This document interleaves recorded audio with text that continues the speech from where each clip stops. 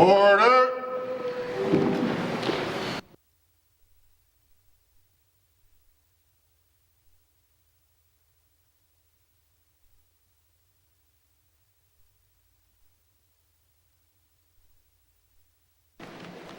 Guess I'm supposed to do. If you wish to experience peace, provide peace for another. If you wish to know you are safe, cause another to know that they are safe. If you wish to understand seemingly incomprehensible things, help another to understand. If you wish to heal your own sadness or anger, seek to heal the sadness or anger of another. Dalai Lama.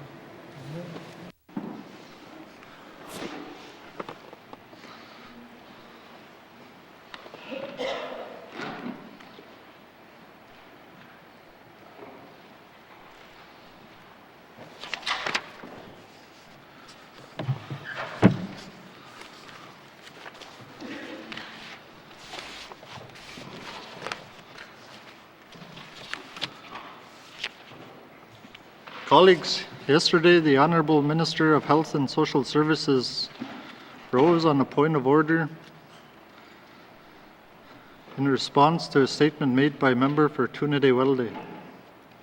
The Minister believes the member for Tunide-Welde was out of order. She said he made allegations against her and imputed false motives.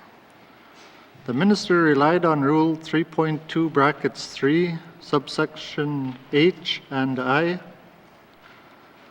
When deciding whether language used in this chamber is unparliamentary, Speaker Lafferty on June 23, 2017 said that the Speaker must take into account the tone, manner, and intention of the member speaking. The person to whom the words at issue were directed, the degree of provocation, and most importantly, whether or not the remarks created disorder in the chamber.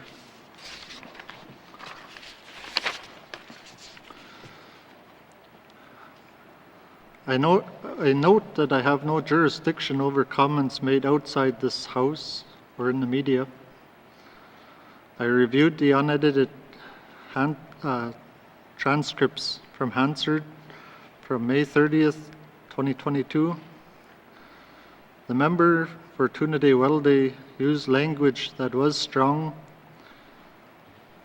even inflammatory.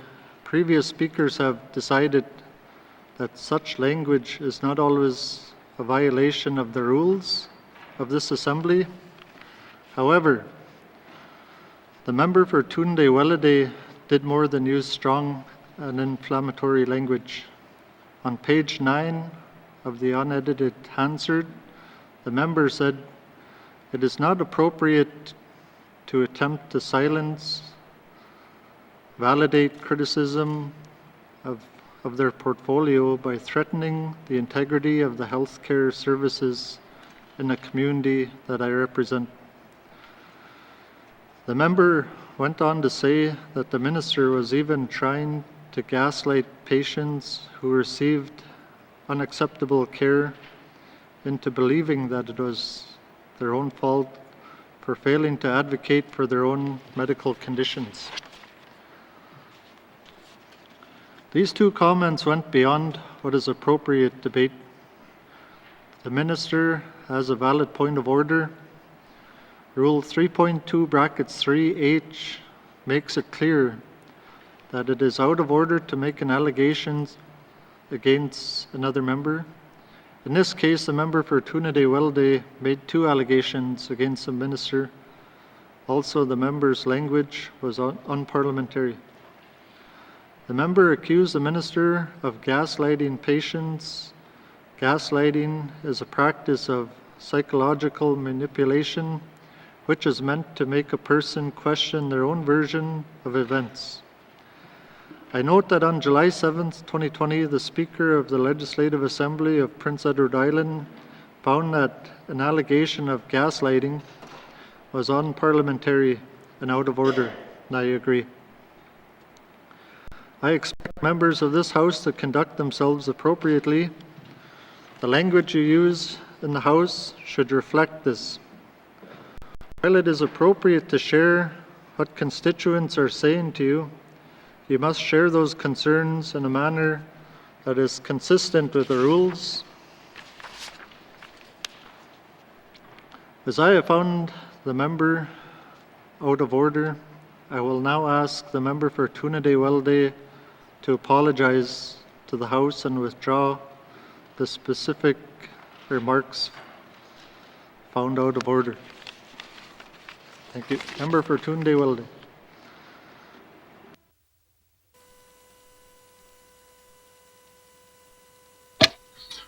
Thank you, Mr. Speaker, and thank you for your comments and your ruling. At this point, Mr. Speaker, I represent my community, and I have listened to a lot of people speak. And the issue that's in front of us that we're talking about is near and dear to a lot of people in my constituents. And at this point, Mr. Speaker, I could talk a little bit more about the issue, but at this point, I am not able to apologize. Thank you.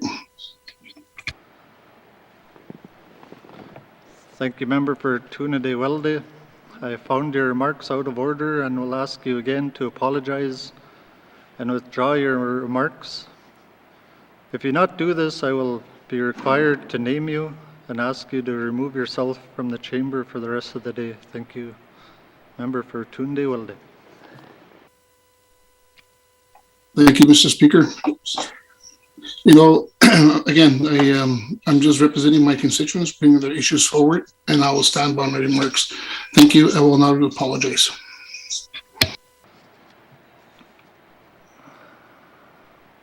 Thank you. Mr. Jericon, pursuant to Rule 3.4, it is my duty as Speaker to name you. Please remove yourself from today's proceedings for the remainder of this sitting day. Thank you.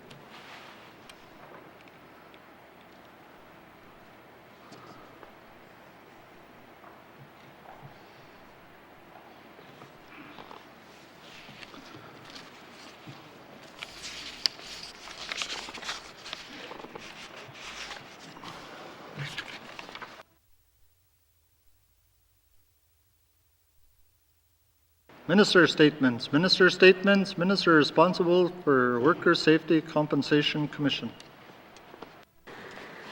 Mr. Speaker, whether a business is small or large, having a safe and healthy workplace is crucial for success.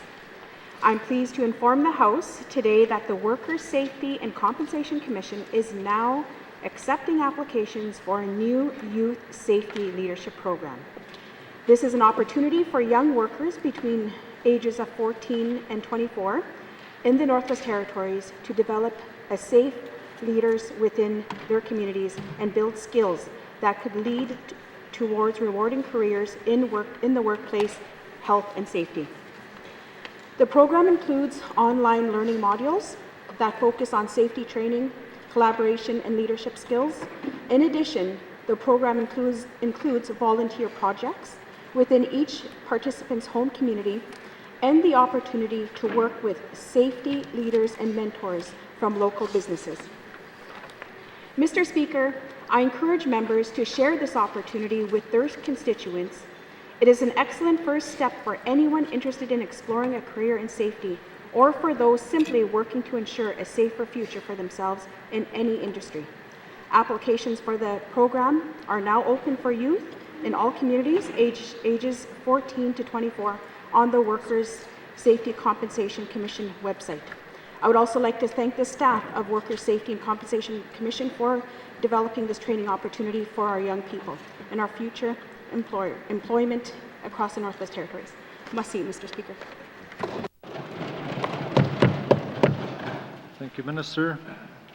Minister statements. Minister statements. Minister responsible for Environment and Natural Resources. Thank you, Mr. Speaker. Mr. Speaker, wildfires are an important part of the boreal forest, and naturally occurring fires are essential to ensuring forests remain healthy and sustainable. Allowing forest fires to burn where possible allows forests to regenerate and help to avoid larger and more dangerous fires later. All wildfires in N.W.T are monitored and managed to ensure they do not pose a risk or threat to people, communities, infrastructure, or other assets. Mr. Speaker, wildfire management starts before there is even a spark. The Government of Northwest Territories works with our partners throughout the year to promote Fire Smart principles within our forest communities. Fire Smart means working together from individual residents to neighbours to communities and all levels of government to keep residents safe, to be prepared, and to be more resilient when wildfires strike. The Department of Environment and Natural Resources encourages N.W.T residents to take steps around their homes, businesses, camps, and cabins to reduce the risk of wildfire damage. We have developed new resources for kids, adults, businesses to provide information and tools. Our Fire Smart presence online has been overhauled, and we've invested on targeted marketing campaign to build Fire Smart awareness. We are working with communities on training, community protection plans, and preparedness, so we are ready for wildfires before they even begin. This year, 4 communities took the initiative to plan wildfire community protection days. Activities took place in Fort Smith, Kikisa, Tulita, and Yellowknife, including along the Ingram Trail and at Tibbet Lake. This is the most community engagement we have seen in the territories in any single year. We encourage residents to take Fire Smart steps at home.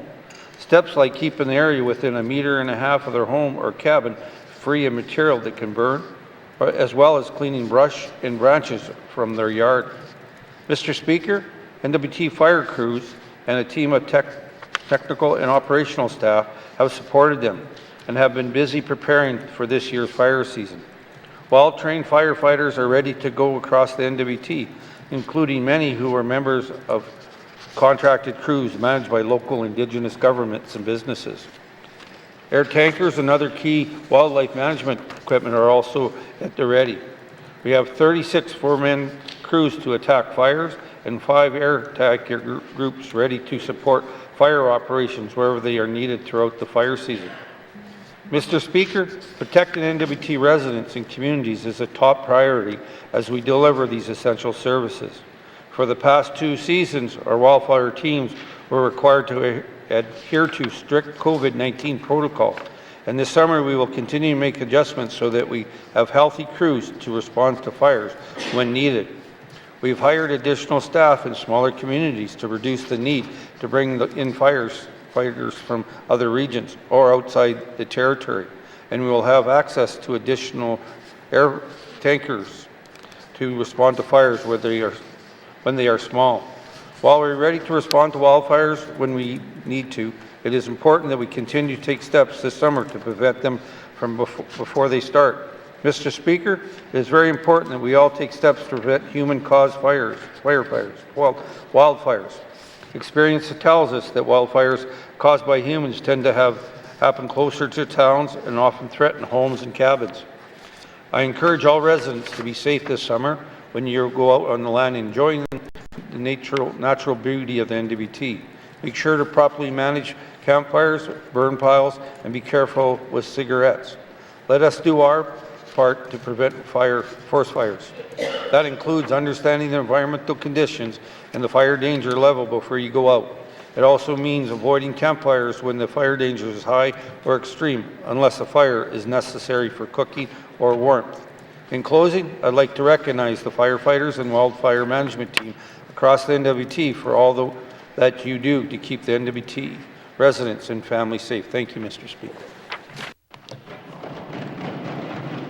Thank you, Minister. Minister statements. Minister statements. Minister responsible for industry, tourism, and investment. Mr. Speaker, environmental, social, and governance, or ESG principles, have become more prevalent over the past few years in the mineral resources industry, with investors, demographic groups, and the general public demanding stronger ESG investments from business and industry. A global movement towards ESG investment and social consciousness is good news for the Northwest Territories, because we are leaders in ESG measures and performance. We are, in fact, already moving towards advocating for the next generation of ESG through an Indigenous lens, or ESGI, an approach that breaks down barriers and ensures Indigenous people are at the decision-making table from the start.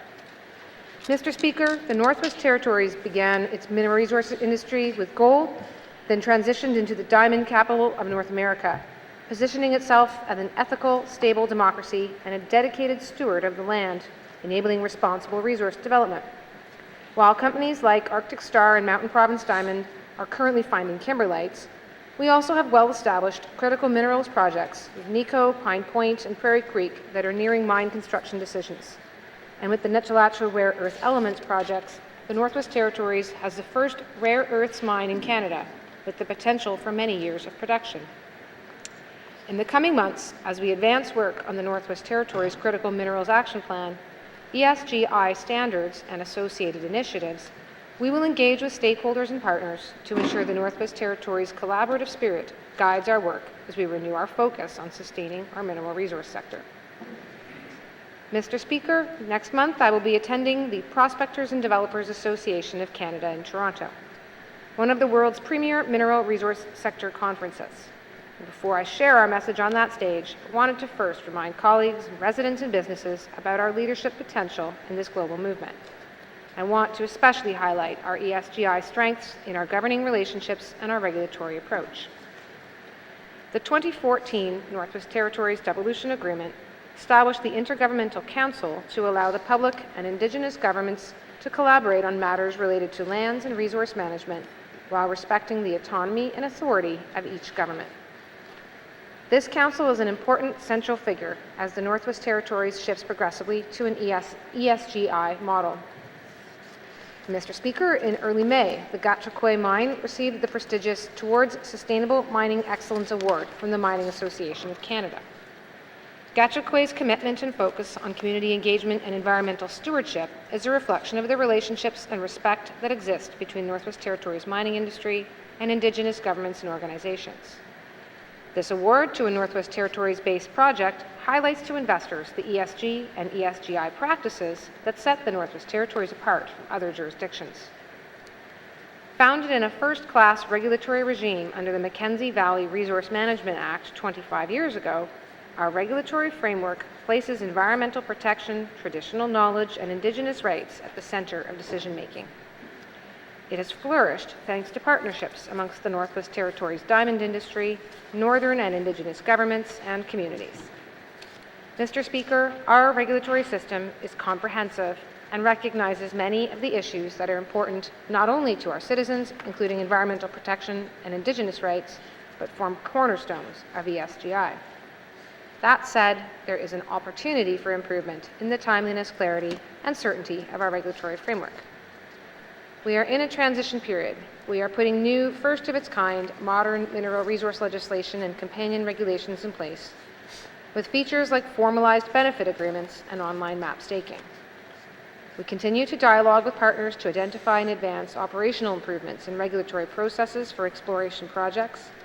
We have a well-established approach to sharing the social and economic benefits of mineral development with Indigenous governments, and we've begun the conversation to remove our territory's land and water boards, a final piece of our regulatory process, into the hands of responsible Northern governments. Mr. Speaker, today's Northwest Territories mineral resource industry is innovative, collaborative, and focused on environmental stewardship and Northern benefits. It is guided in part by the pioneering and resourceful geoscientists who apply science and knowledge from the search for natural resources to mitigating and adapting to the impacts of climate change. It coordinates the N.W.T and Indigenous governments to enhance resources for capacity building and support resource revenue sharing across different levels of government. The global industry is catching up to the Northwest Territories and our practices that we have honed over nearly 3 decades. And in the coming years of work, with our collaborative best practices and the potential resources still untapped, we can set our jurisdiction apart as one that has great potential and investor confidence in our leading-edge environmental, social governance principles. Thank you, Mr. Speaker. Thank you, Minister. Minister statements, member statements, member statements, member for Haver South. Thank you, Mr. Speaker. Mr. Speaker, the flooding in Hay River, West Point, and N.W.T has impacted businesses in the fishing, agriculture, and tourism sectors. Mr. Speaker, these business sectors are not only important to those that participate in them, but also to those persons and businesses that purchase the products from those sectors.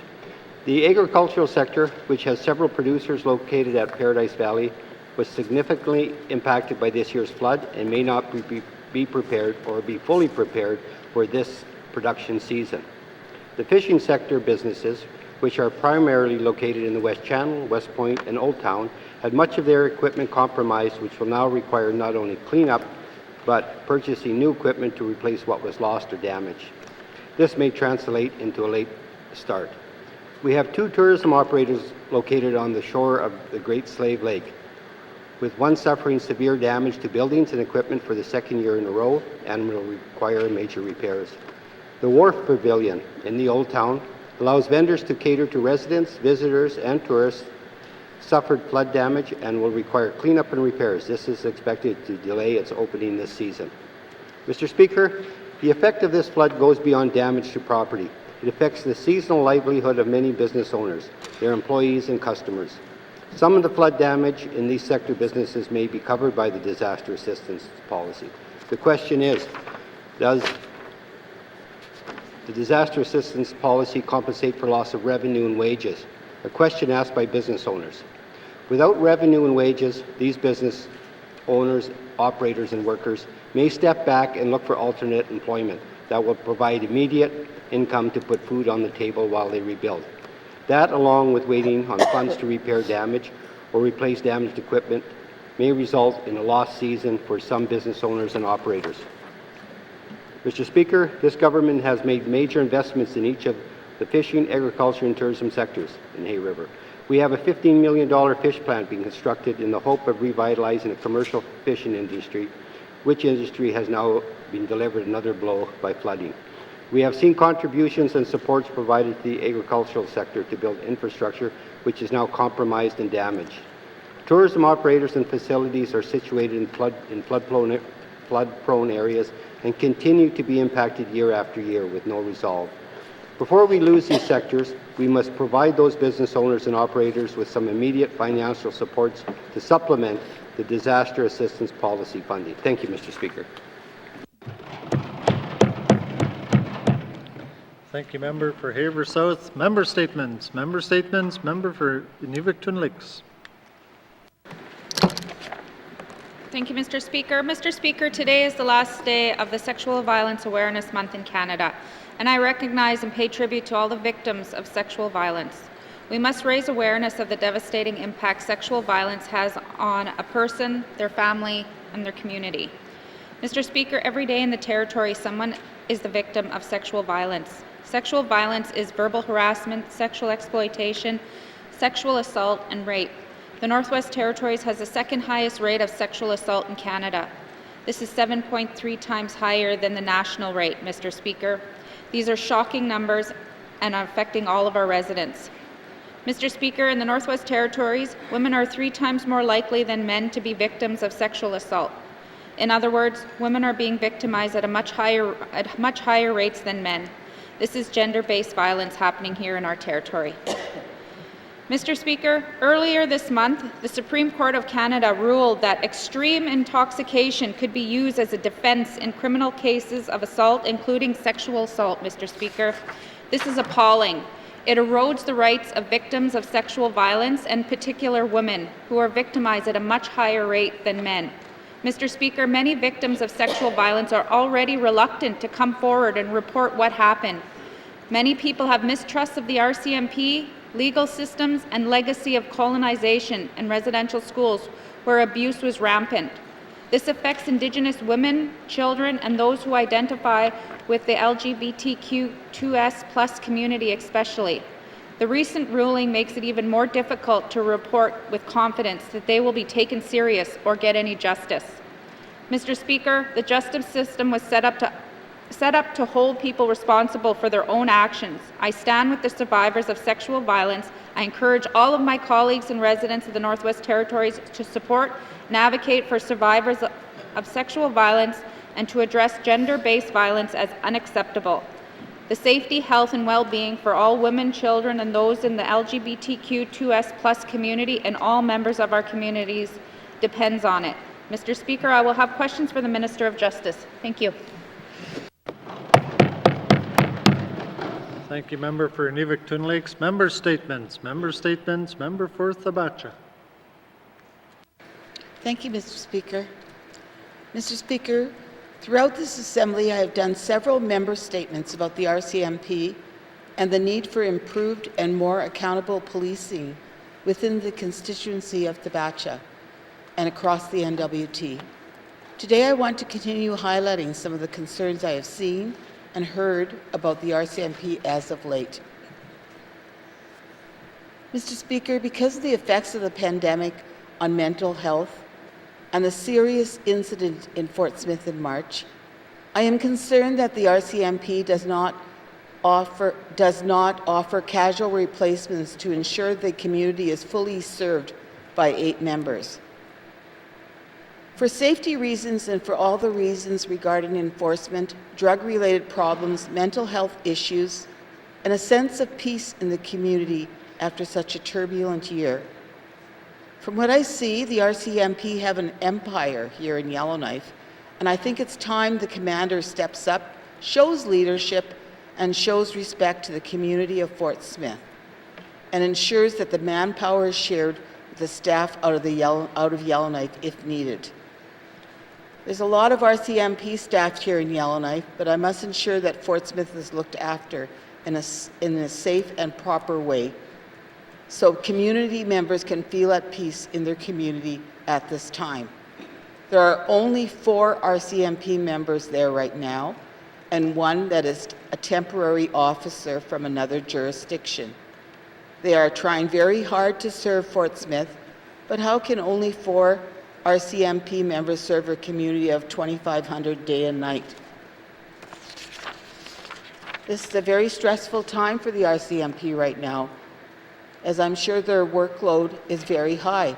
I appreciate all the work the 4 RCMP members in the community are faced with, and I want to thank them wholeheartedly for their efforts to keep the community safe, and hopefully we can address the staff shortage issue until the permanent staff arrives.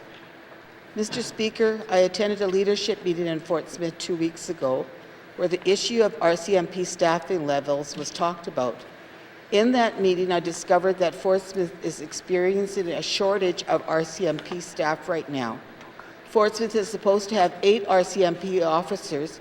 However, there are currently only 4 officers stationed there. This is very concerning from a safety and readiness standpoint in case of emergencies and for general response time by RCMP as well. Given this information, I am questioning if the level of public safety for community members in Fort Smith is adequate in addressing all the law enforcement issues in my community. Mr. Speaker, I seek unanimous consent to conclude my statement. Thank you, Member for Thabacha. The member seeking unanimous consent to conclude her statement. Are there any nays? There are no nays. You may conclude your statement. Mr. Speaker, it is not okay and it is unsafe that my community is facing a shortage of law enforcement personnel to protect and serve the people of Fort Smith. It is not fair that the capital has all or most of their RCMP positions filled all the time, when the small communities and regional centers are left with a shortage of RCMP staff.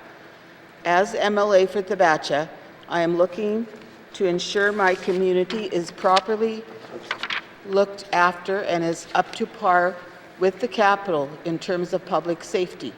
I will have questions for the Minister of Justice later today. Thank you, Mr. Speaker. Thank you, Member for Thabacha. Member statements. Member statements. Member for Great Slave. Thank you, Mr. Speaker. Oh, not one of those days. Thank you, Mr. Speaker. Mr. Speaker, my prepared statement today is about the recent announcement regarding the proposed development on Tin Can Hill. Since the information became public, I've had non-stop communications from my constituents who were as surprised as I was to find out the City and ECE had been discussing this option for a while now with no input from residents. However, Mr. Speaker, I think it's important that instead I stand up today and speak in support of my colleague from Tuna Day Welladay. as I too know what it is like to deal with the ramifications in this House of trying to speak up for what you believe is right. Mr. Speaker, I'm proud of MLA Ajerikon. For someone who didn't start this year as an MLA, he has quickly caught up with the rest of us and has become a strong, badly needed voice for his constituents. His long history of being involved with his people and his communities shows that while he may be new to this building, he is far from inexperienced when it comes to leadership and politics. In fact, I'd argue he has more qualifications than many of the people in this building, including myself. And I respect him for the efforts I've seen since he first set foot in this building to elevate the concerns of his people and be heard. Sometimes, Mr. Speaker, when you stand up for what is right, you find yourself standing alone. And I want MLA Ajerikon to know that is not the case in this instance. Thank you.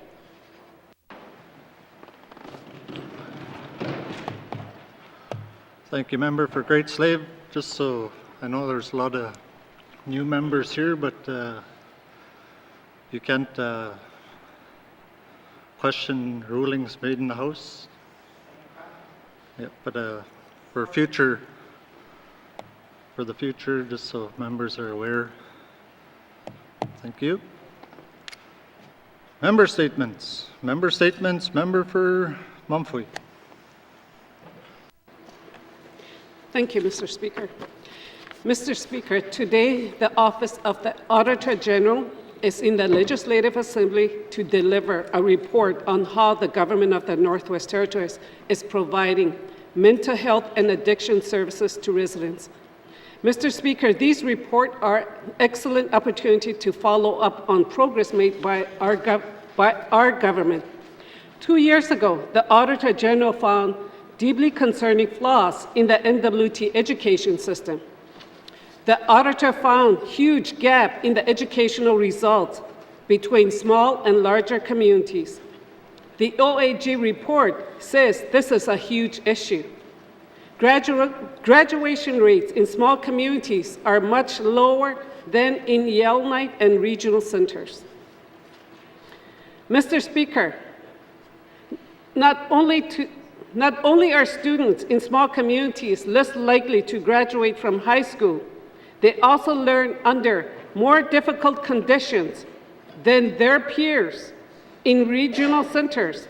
Students in small communities face numerous challenges that depend on the size of classes, teacher-student ratio, and overall living conditions.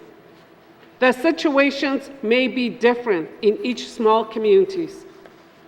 The Auditor General recommended that the Department of Education, Culture and Employment, quote, should identify what is required to provide equitable access to quality education for all students and take actions, end quote.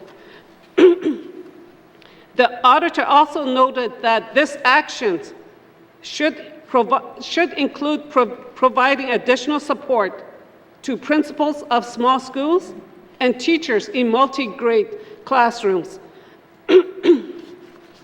Mr. Speaker, the department committed to large initiatives and investments in small communities in its response to the Auditor General.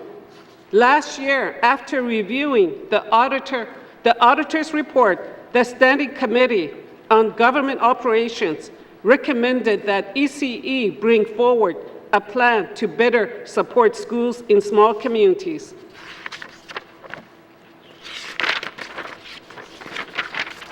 ECE response does not do much to fix the problems that the Auditor General identified. ECE, quote, committed to working with education bodies, end quote, and is scanning the country for more evidence-based practice. This response is just a plan to make a plan. ECE does not need another work plan. It needs to take action. Mr. Speaker, the problems with our education system cannot be fixed with legislative change alone.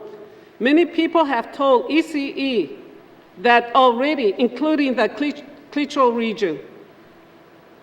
ECE should, okay. Mr. Speaker, can I have unanimous consent to conclude my statement? Thank you, Member for Mumphy. The member seeking unanimous consent to conclude her statement. Are there any nays? There are no nays. You may conclude your statement. ECE should stop working on making plans to make plans and focus on what action they can take today. N.W.T needs to stop trying to fix the symptoms of the problem and address the real issues in communities.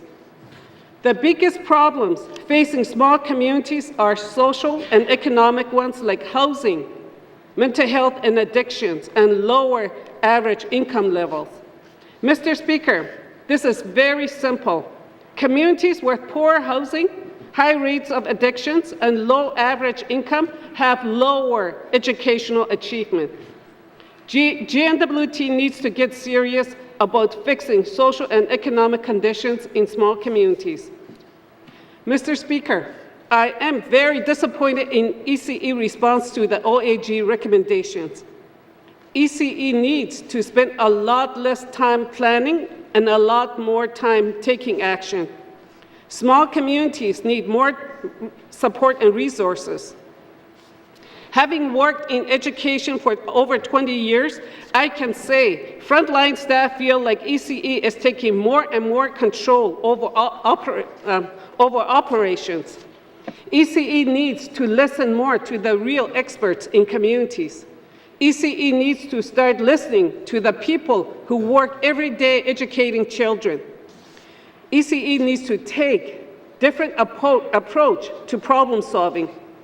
N.W.T cannot continue focusing on N.W.T-wide standardization at the cost of creating disadvantage for small communities. Every one of our 33 communities is special and unique. Our communities come in all different sizes and each has its own culture and belief. Mr. Speaker, I will have a question for the Minister of Education at the appropriate time. Thank you.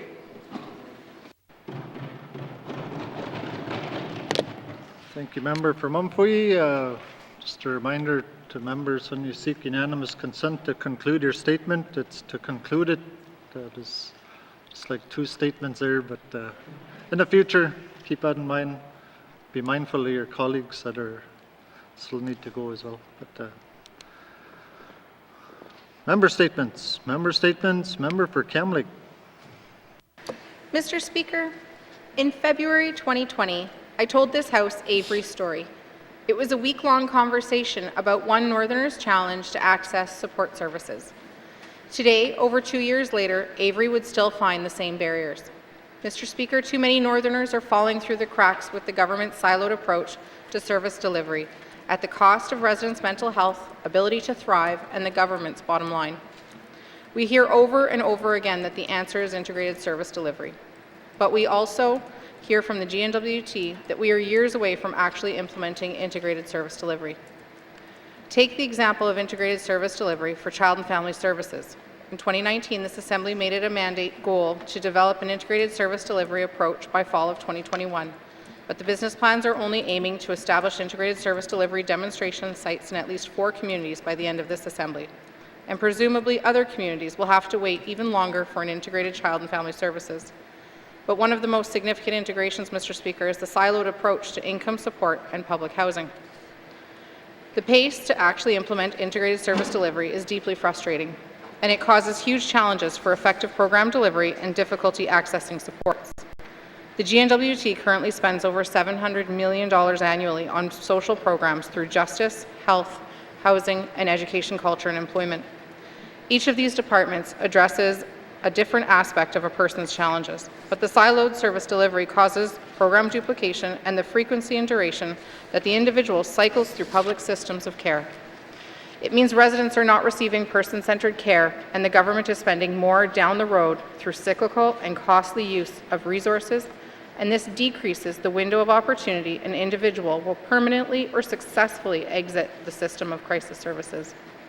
I want to urge the government to prioritize and accelerate work to implement integrated service delivery. We need to at least connect housing and ECE supports in the life of this Assembly to create more stability for Northerners struggling with access to basic human rights. Integrated service delivery meets Northerners where they are at and brings together the social program departments and their frontline staff to coordinate plans of care and support residents with their actual needs. Thank you, Mr. Speaker. Thank you, Member for Cam Lake. Member statements. Member statements. Member for Yellowknife North. Thank you, Mr. Speaker. When this House first made it a priority to implement the UN Declaration on the Rights of Indigenous People, I think there was varied understandings of what that meant. And how could there not be, Mr. Speaker? It is a very aspirational document with many sections and many different areas to cover. However, Mr. Speaker, I think all of us meant it would be doing something in this House. And to date, we have not seen any work to actively implement the UN Declaration. Some of us thought perhaps we would just pass legislation similar to BC or the federal government, which requires an action plan. Perhaps some of us thought we would see an action plan and it would tweak some programs and services and some internal functions of the N.W.T. Perhaps some of us thought it would transform the nature of consultation to truly be free, prior, and informed consent so that the N.W.T. could be the first jurisdiction to take a step beyond endless, sometimes hollow consultation and require true consent from Indigenous governments. I think many of us thought it meant we would settle numerous self-government agreements and truly devolve powers, like was the promise of devolution. However, Mr. Speaker, more specifically, back in the spring, I was informed in this House during Committee of the Whole that there was an internal inventory being created to assess where all N.W.T. programs aligned or misaligned with the principles of UNDRIP. This inventory was then going to be used with help discussion with the Council of Leaders and eventually lead to an action plan. Mr. Speaker, I have asked for this action plan or inventory on multiple occasions now and still have not seen nothing. Mr. Speaker, when I raise this, it is said that the work is currently being done at the Council of Leaders. The Premier speaks proudly of the work being done at the Council of Leaders.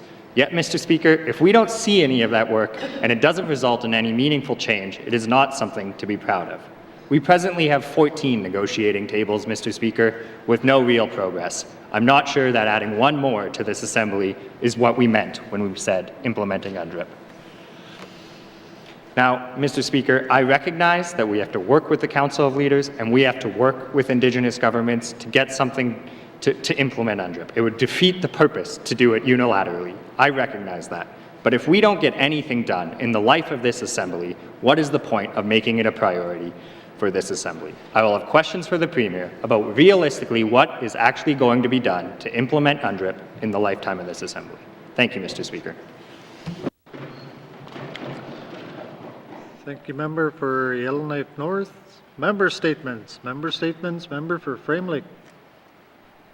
Merci, Monsieur le Président. It's been almost 6 months since the signing of the federal territorial agreement promising $10 a day childcare for parents across the Northwest Territories. In reviewing the issues of implementation and delivery of benefits, I regret to say that a lot of progress still needs to be made. The biggest issues remain putting money in the hands of parents who continue to pay for childcare after the deal was signed and creating enough spaces to meet demand.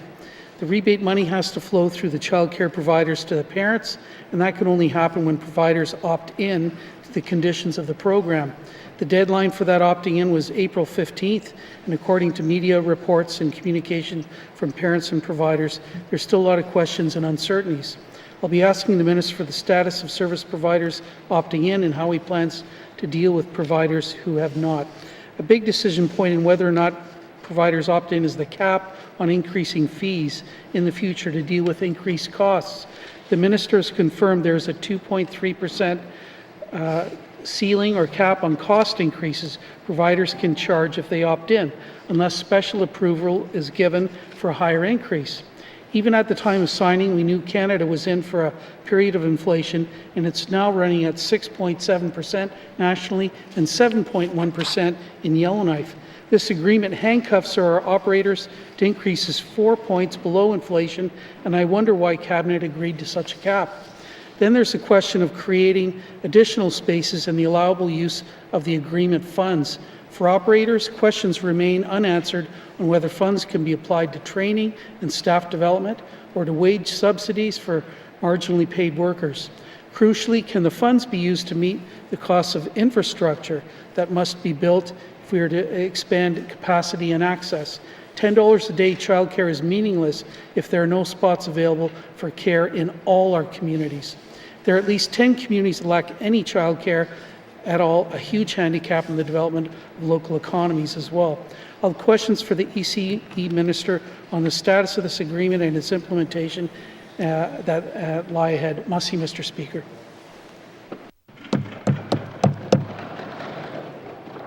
Thank you, Member for Frame Lake. Member statements. Member statements. Member for Nahende.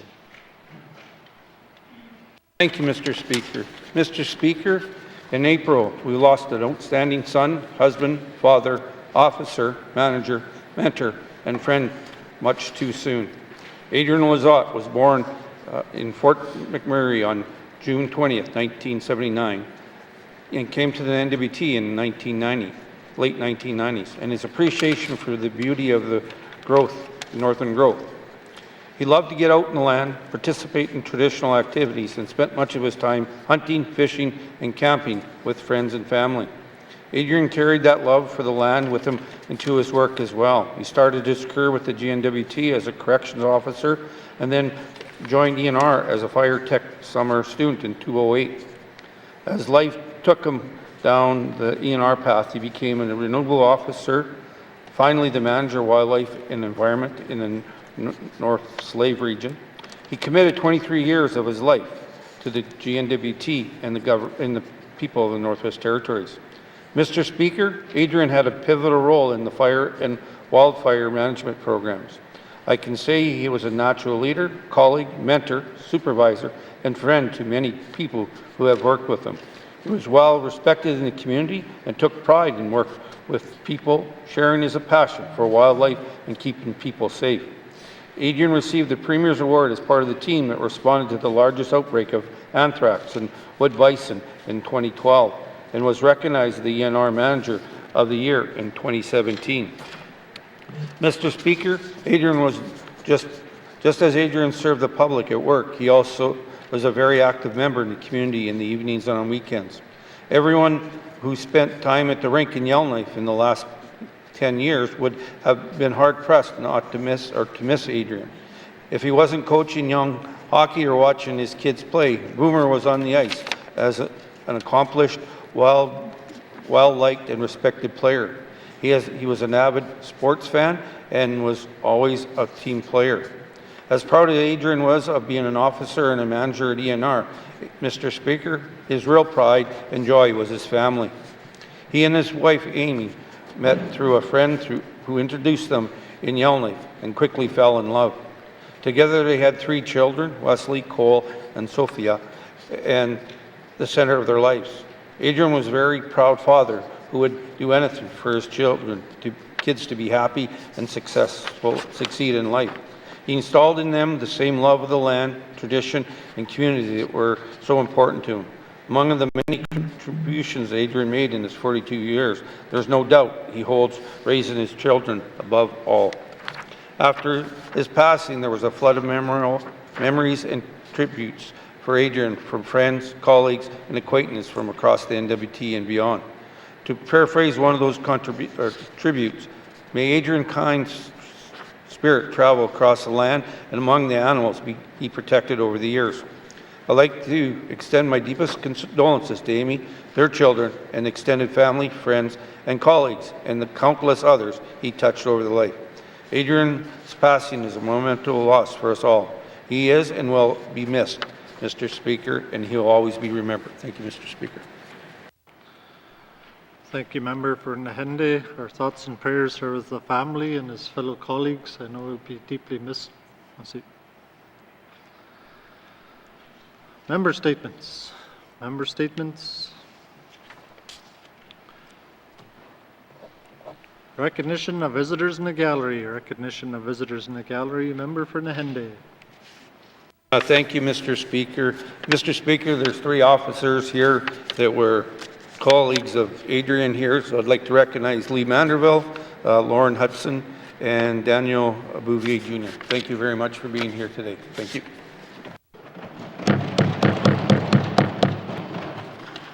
Thank you, Member for Nahende. Recognition of visitors in the gallery. Honourable Premier. Thank you, Mr. Speaker. I'd like to also recognize the officers that are here in respect, but I also want to recognize Lauren Hudson, who I believe is a resident of constituent of Range Lake. So thank you, Mr. Speaker. Thank you, Member for Range Lake. Members, recognition of visitors in the gallery. Recognition of visitors in the gallery. Member for Yellowknife North. Well, if the Premier is going to do it, I'll do it too. Mr. Speaker, I'd like to recognize Yellowknife North constituent Lee Mandeville, a friend and colleague of Adrian Lazat, and one heck of a fiddle player as well, Mr. Speaker. Recognition of visitors in the gallery. I too would like to welcome Mr. Lee Mandeville, famous throughout the Northwest Territories for his fiddle playing. I was just thinking, it would have been nice to have a good square dance in here one day, but welcome to the chamber. It's always good to have an audience, and also if there's anybody else that we missed, welcome to the gallery, and I hope you enjoy our proceedings today. Masi. Recognition of visitors in the gallery. Reports of committees on the review of bills. Reports of committees on the review of bills. Reports of standing and special committees. Member for Camlake. Mr. Speaker, your Standing Committee on Social Development is pleased to provide its report on Bill 40, an act to amend the Medical Profession Act, and commend it to the House.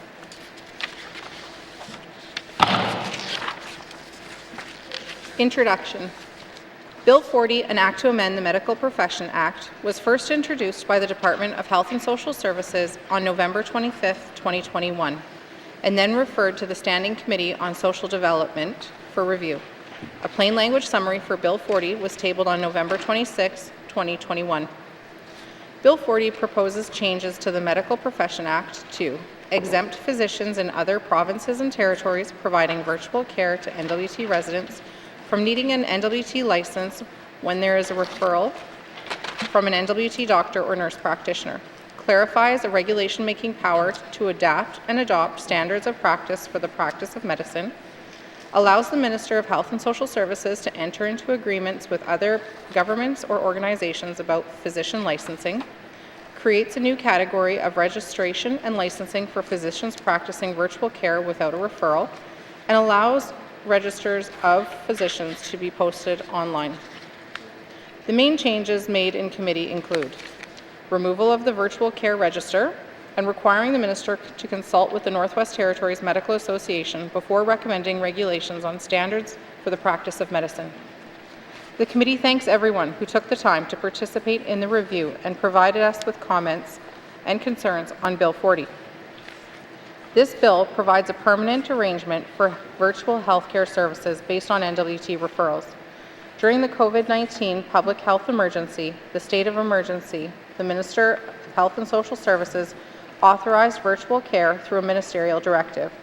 In accordance with Section 3.3 of the Hospital Insurance and Health and Social Services Administration Act, the Department of Health and Social Services made a temporary agreement with the College of Physicians and Surgeons of Alberta to exempt its members from having to license in the N.W.T and to continue to provide services needed in the N.W.T.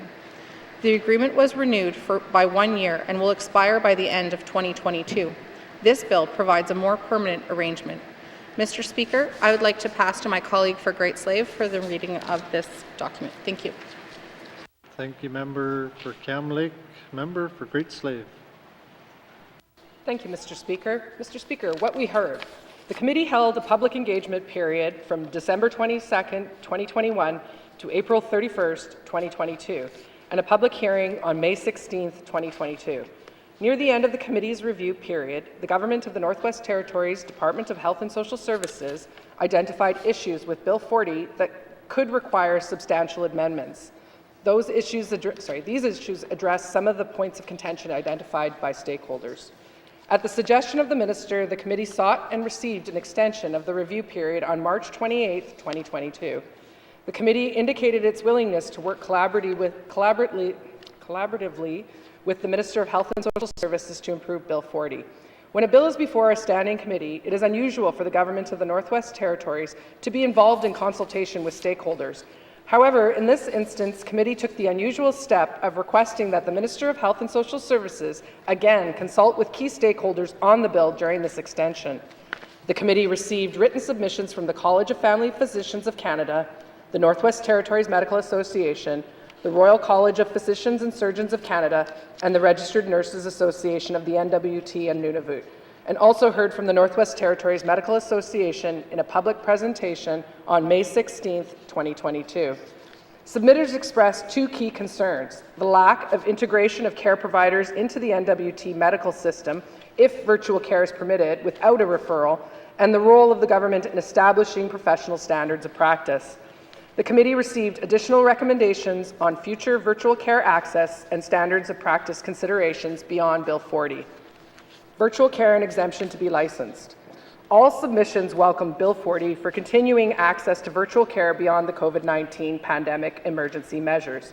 As part of Clause 9, this change would add subsection 31.6 and create an exemption to the N.W.T registration and permit requirements for medical practitioners registered in another jurisdiction and referred to by an N.W.T medical practitioner or nurse practitioner. The proposed addition of subsection 31.6 was not contentious. The exemption from licensing based on a referral from N.W.T practitioners has enabled physicians to practice virtual care during the COVID-19 pandemic. All submitters made it clear that this was a welcomed practice that should continue. The Canadian Medical Association and the N.W.T Medical Association supported the proposed exemption to allow physicians licensed elsewhere to provide virtual consultation to N.W.T residents beyond the current public health emergency, given the care originates in a request from an N.W.T care provider with a referral. The N.W.T Medical Association pointed out that the referral allows for integrated and coordinated service delivery. Medical practitioners providing virtual care based on a referral are integrated because they can work within an N.W.T-wide electronic medical record system. The fact that N.W.T-wide territorial staff are all employees of the NTHSSA allows coordination of virtual care within and outside of N.W.T. The N.W.T Medical Association considered those aspects of the Act that would enable referrals to physicians outside of the N.W.T an essential element of N.W.T healthcare and wants to continue this. The Registered Nurses Association of the N.W.T and Nunavut and the Royal College of Physicians and Surgeons of Canada welcomed the exemption. Both submitters explained that the exemption would remove barriers to accessing safe and quality care for the N.W.T residents and leveraging virtual care as a complement to accessing in-person health care and services. Virtual care register. Most respondents expressed strong concerns about the proposed creation of a virtual care register. Bill 40 proposed creating a new 12-month registration and licensing requirement for physicians practicing in other jurisdictions and in good standing with the Canadian Medical Protective Association to provide virtual care in the N.W.T, brackets, section 31, 81, brackets. The registry would allow out-of-territory health practitioners to practice virtual care to N.W.T residents without a referral from an N.W.T health practitioner. This scenario raised several concerns in the medical profession. Submitters were concerned that allowing practitioners to see patients without a referral may create a parallel system and leave doctors unable to integrate into the N.W.T medical system by not having access to N.W.T pharmacies. The N.W.T Medical Association expressed that the register would not be necessary and potentially harmful to patient care quality and cultural safety in the N.W.T. The Canadian Medical Association saw concerns with continuity of care due to the fragmentation between in-person and virtual patient and physician relationships. Challenges with tests and diagnostics would potentially increase demand in hospital emergency departments. Equity concerns would arise considering potential private pay options in virtual care services. To address the lack of integration with N.W.T systems, the College of Family Physicians of Canada asked to include in the virtual register requirements for physicians. Physicians would need to have the ability to ensure informational continuity so that medical records are available and complete, and have established connections with an in-person point of care in the N.W.T, not be affiliated with for-profit paid access solutions, and have experience and appreciation for the uniqueness of the N.W.T's regions. Concerned with continuity of care, the Registered Nurses Association for the N.W.T and Nunavut advocated for physicians practicing virtual care to understand the role nurses have in communities and healthcare in the North. This would recognize that the proposed amendments would affect the practice of registered nurses and nurse practitioners who work closely with the residents in the N.W.T. Mr. Speaker, I'd like to now pass this over to the member for the date show. Thank you. Thank you, member for Great Slave. Member for Decho. Merci, Mr. Speaker. Standards of practice. Bill 40 proposes adapting standards for the practice of medicine by adding a code of ethics and competency programming. The new paragraph would allow the minister to recommend regulations on code of ethics, continuing competency programs and the nature of those programs, and scope of practice frameworks and guidelines. The medical community responded with concerns that in most provinces, licensing colleges set and enforce standards of practice within the framework of self-regulation of the medical profession, physicians. The N.W.T Medical Association pointed out that the profession's priorities may not always align with the priorities of the government. The College of Family Physicians of Canada recommended aligning the application of standards with comparable structures in neighboring provinces and suggested Alberta as the best fit due to proximity and existing integration. The college recommended considering an affiliation with an existing licensing college for ease of operation. The Royal College of Physicians and Surgeons of Canada encouraged the N.W.T government to collaborate with the Federation of Medical Regulatory Authorities of Canada and its regional authorities to ensure pan-Canadian alignment in professional standards of practice. The Registered Nurses Association of N.W.T and Nunavut welcomed the new paragraph as it would lead to increased patient safety and satisfaction by ensuring that virtual practice physicians clearly understand the context of virtual practice in the North. Gaps to be addressed in legislation. The College of Family Physicians of Canada noted that the amendments proposed in Bill 40 do not address issues the physician executive sees with the current MPA. These include the reliance on outdated certification requirements, the differential and discriminatory treatment of family physicians compared to other specialists, the inability to administer conditional licenses, etc. The college recommended consultation with the local physician leadership from the territorial physician executive to understand these requirements. Further collaboration towards virtual care access. The Royal College of Physicians and Surgeons of Canada encouraged the N.W.T government to ensure pan-Canadian alignment in professional standards of practice in Canada. It recommended actions toward virtual care access and standards of practice beyond Bill 40. Number one, leverage virtual care models in an ecosystem that promotes continuity of care, ensure availability of information in the N.W.T electronic medical record. Number two, provide virtual care within N.W.T's publicly insured system, which meets the principles of the Canada Health Act. Number three, provide all people living in the N.W.T, including those in rural and remote communities, access to reliable, high-speed internet to ensure they reap full benefits of virtual care. Number four, design virtual care services in genuine partnership with Indigenous communities of the N.W.T to ensure care is delivered in a culturally safe manner.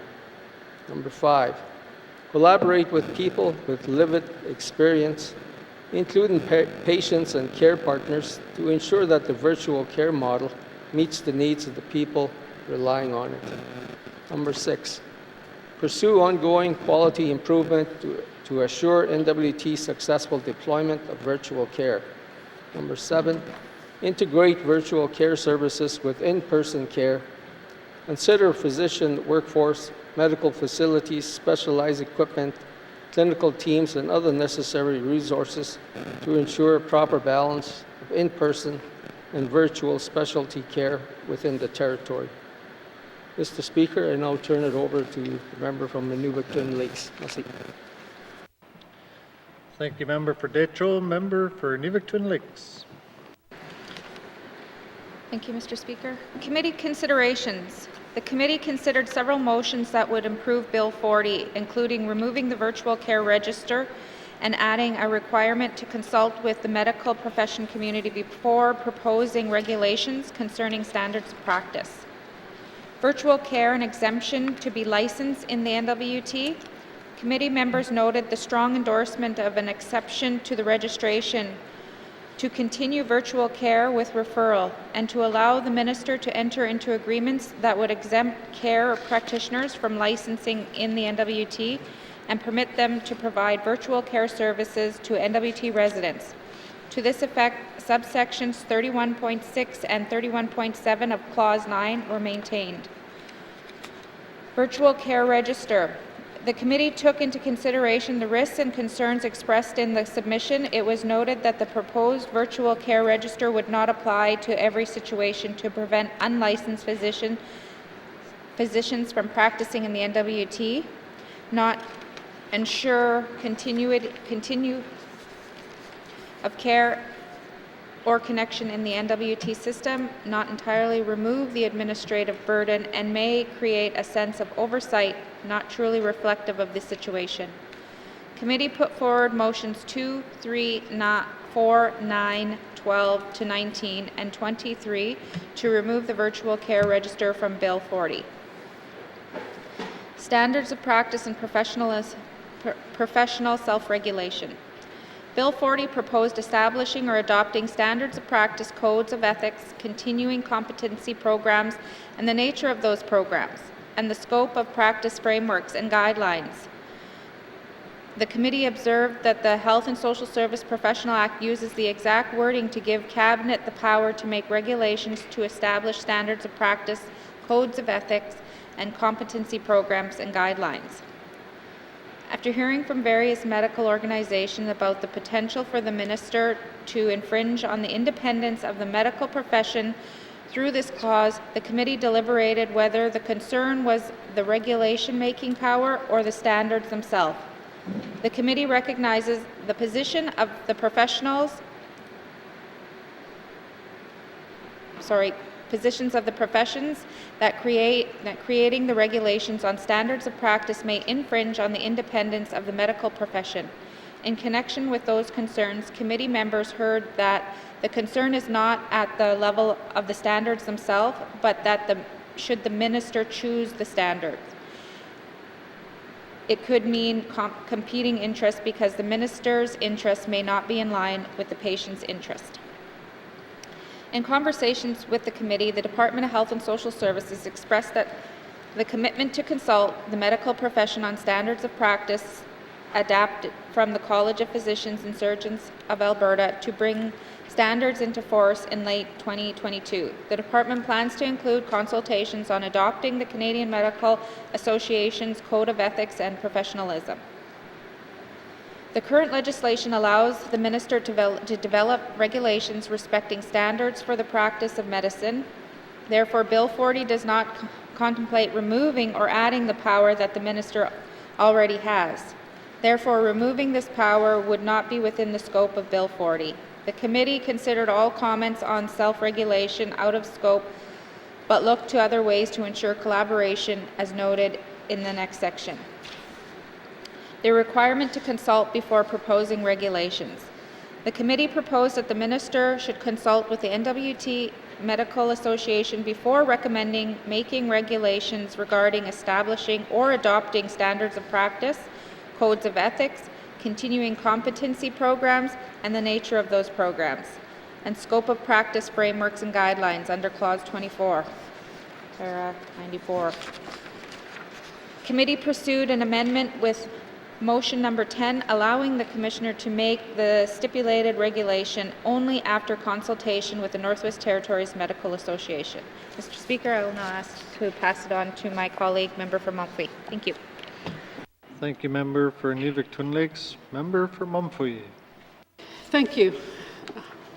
Several concerns from witnesses were about aspects of virtual care or professional regulations that the committee did not consider in scope with Bill 40. However, the committee found the recommendations relevant to creating a supportive environment for the legislative changes to be successful. Standards of practice. The N.W.T. Medical Association requested the N.W.T. government consider an alternate process by contracting and organizations such as College of Physicians to develop the standards of practice for physicians. The committee recognizes the position of the professions and accordingly makes the following recommendations. Recommendation 1, the Standing Committee on Social Development recommends that the minister engage the services of an independent body, such as other colleges of physicians, to develop standards of practice for physicians practicing in the N.W.T. Ensuring meaningful participations. The committee noted that while meaningful participations by physicians in discussions of standards for physicians is desirable and necessary, the N.W.T. reality is that physicians are often working at maximum levels of their capacities with little time left for extensive consultation. Accordingly, the committee makes the following recommendations. Recommendation 2, the Standing Committee on Social Development recommends that the government, the GNWT, work with the N.W.T. Medical Association to ensure they have the ability to meaningfully participate when they are consulted on any proposed standards for physicians in the N.W.T. Understanding certification requirements. The committee considered further comments by the College of Family Physicians of Canada on the Medical Profession Act. The college notes problems with the current legislations, the reliance on outdated certifications requirements, differential and discriminatory treatment of family physicians compared to other specialists, and the inability to administer conditional licenses as current gaps not addressed by legislative improvements. The college states that, quote, consultation with the local physician leadership from the territorial physician executive would be beneficial in gaining further understanding, end quote, of these requirements. Further, committee makes the following recommendations. Recommendation 3, the Standing Committee on Social Development recommends the Department of Health and Social Services consult with the local physician leadership from the territorial physician executive to understand certification requirements, differential treatment of family physicians compared to other specialists, and administration of conditional license. Recommendations for the Standing Committee on Social Development recommends that the government of the Northwest Territories provide a response to the recommendations contained in this report within 120 days. Now I pass it on to Ms. Caitlin Cleveland from MLA for Cam Lake. Thank you. Sorry about that. Thank you, member for Mumfree. Member for Cam Lake. Thank you, Mr. Speaker. I respond to all of the above. Clause-by-clause review. The clause-by-clause review of Bill 40 was held on March 19, 2022. At this review, committee moved 10 motions. The minister concurred with all 10 motions. Conclusion. This concludes the Standing Committee on Social Development's review of Bill 40. The committee thanks the medical profession and the public for their participation in the review process. The Department of Health and Social Services for the collaborative effort to improve the proposed proposed changes, and everyone involved in reviewing this bill for their assistance and input. Following the clause-by-clause review, a motion was carried to report Bill 40, an act to amend the Medical Profession Act, as amended and reprinted, as ready for consideration in the Committee of the Whole. This concludes the Standing Committee's review. Thank you, Mr. Speaker. Thank you, Member for Cam Lake. Reports of standing and special committees. Member for Cam Lake. Mr. Speaker, I move, seconded by the member for Great Slave, that Committee Report 31-19 brackets 2, Standing Committee on Social Development, report on Bill 40, an act to amend the Medical Professions Act, be received by the Assembly and referred to Committee of the Whole. Thank you, Mr. Speaker. Thank you, Member for Cam Lake. Motion is in order to the motion. Question has been called. All those in favor? All those opposed? Any abstentions? The motion is carried. The report of Bill 40, an act to amend the Medical Professions Act, will be moved into Committee of the Whole later today. Thank you. Reports of standing and special committees. Reports of standing and special committees. Colleagues, we'll take a short recess. Thank you.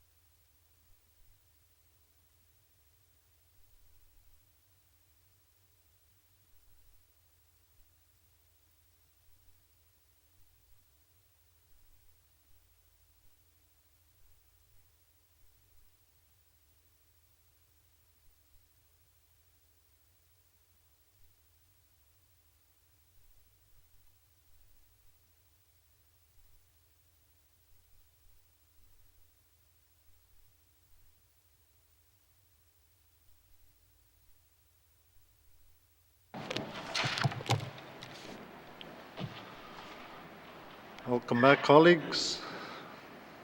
Returns to oral questions, acknowledgements, oral questions, member for Haver South.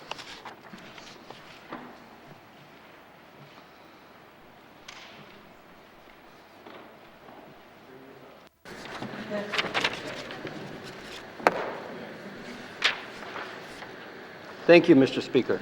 Mr. Speaker, these questions are for the Minister of MACA.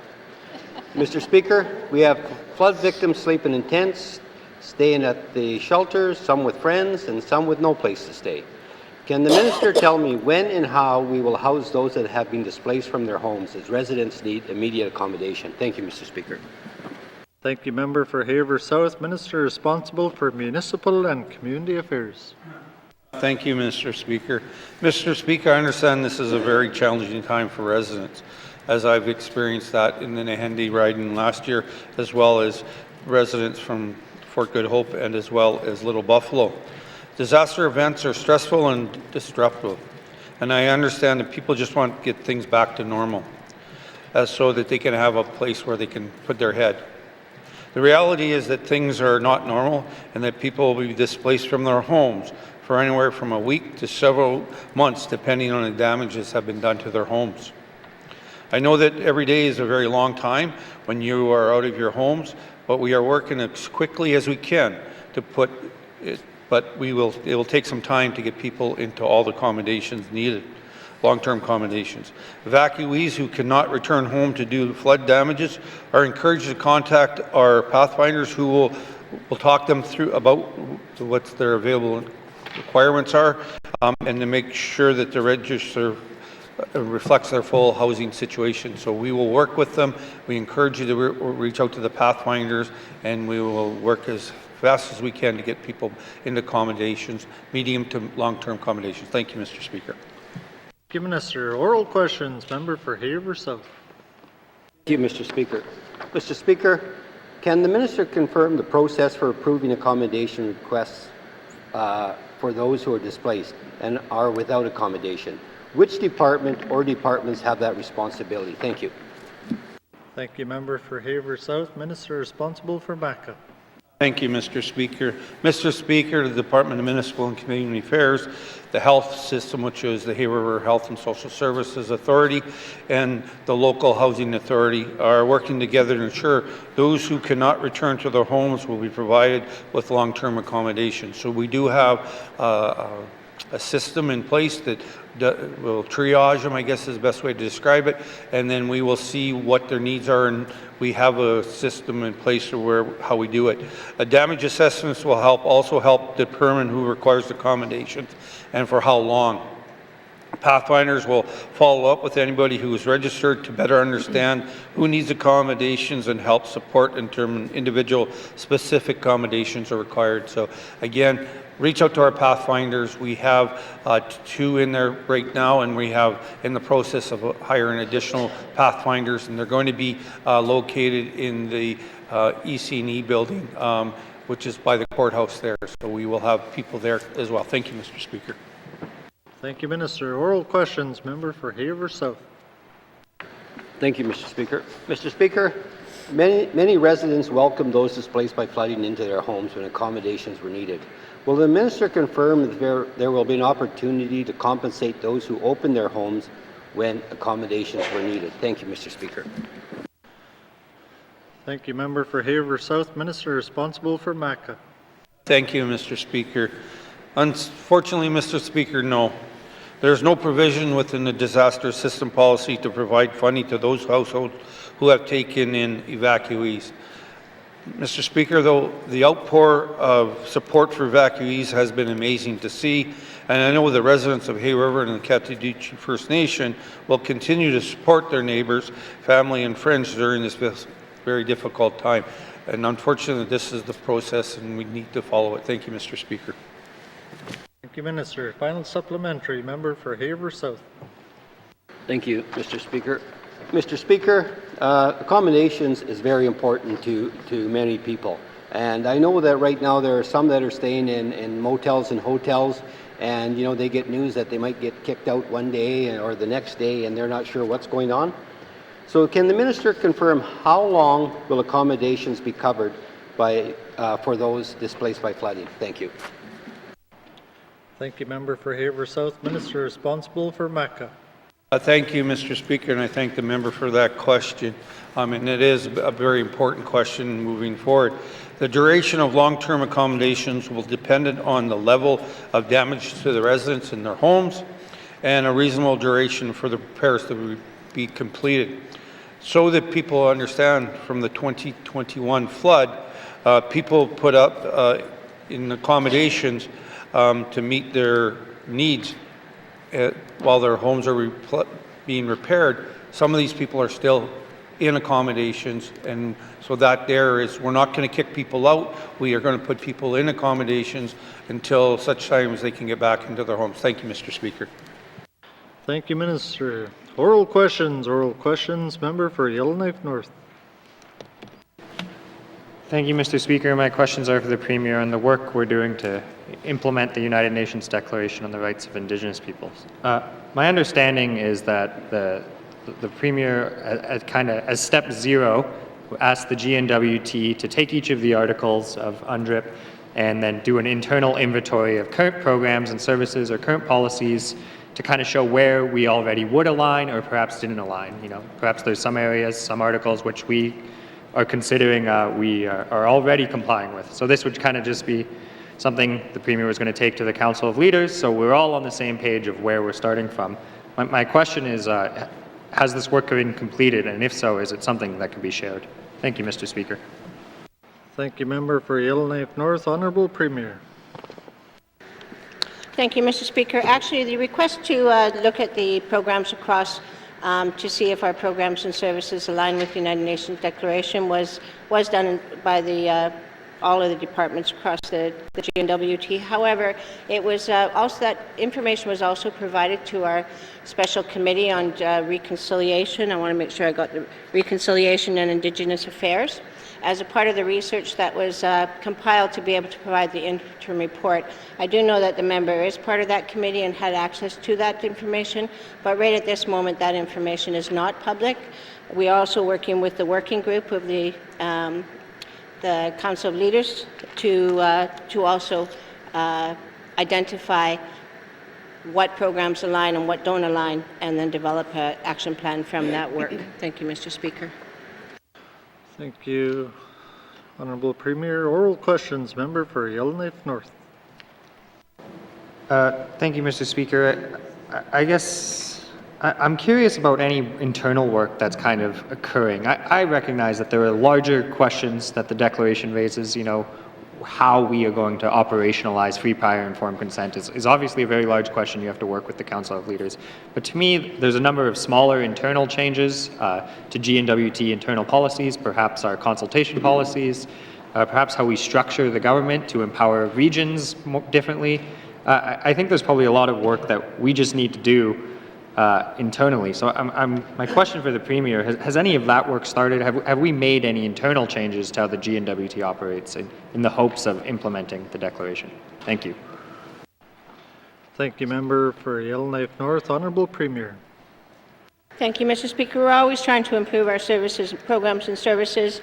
I'm just thinking a couple of them that stick off my head right now are the Indigenous Government Procurement Policy. That has never been attempted in any government that I know of before this. So that's work that we're starting now.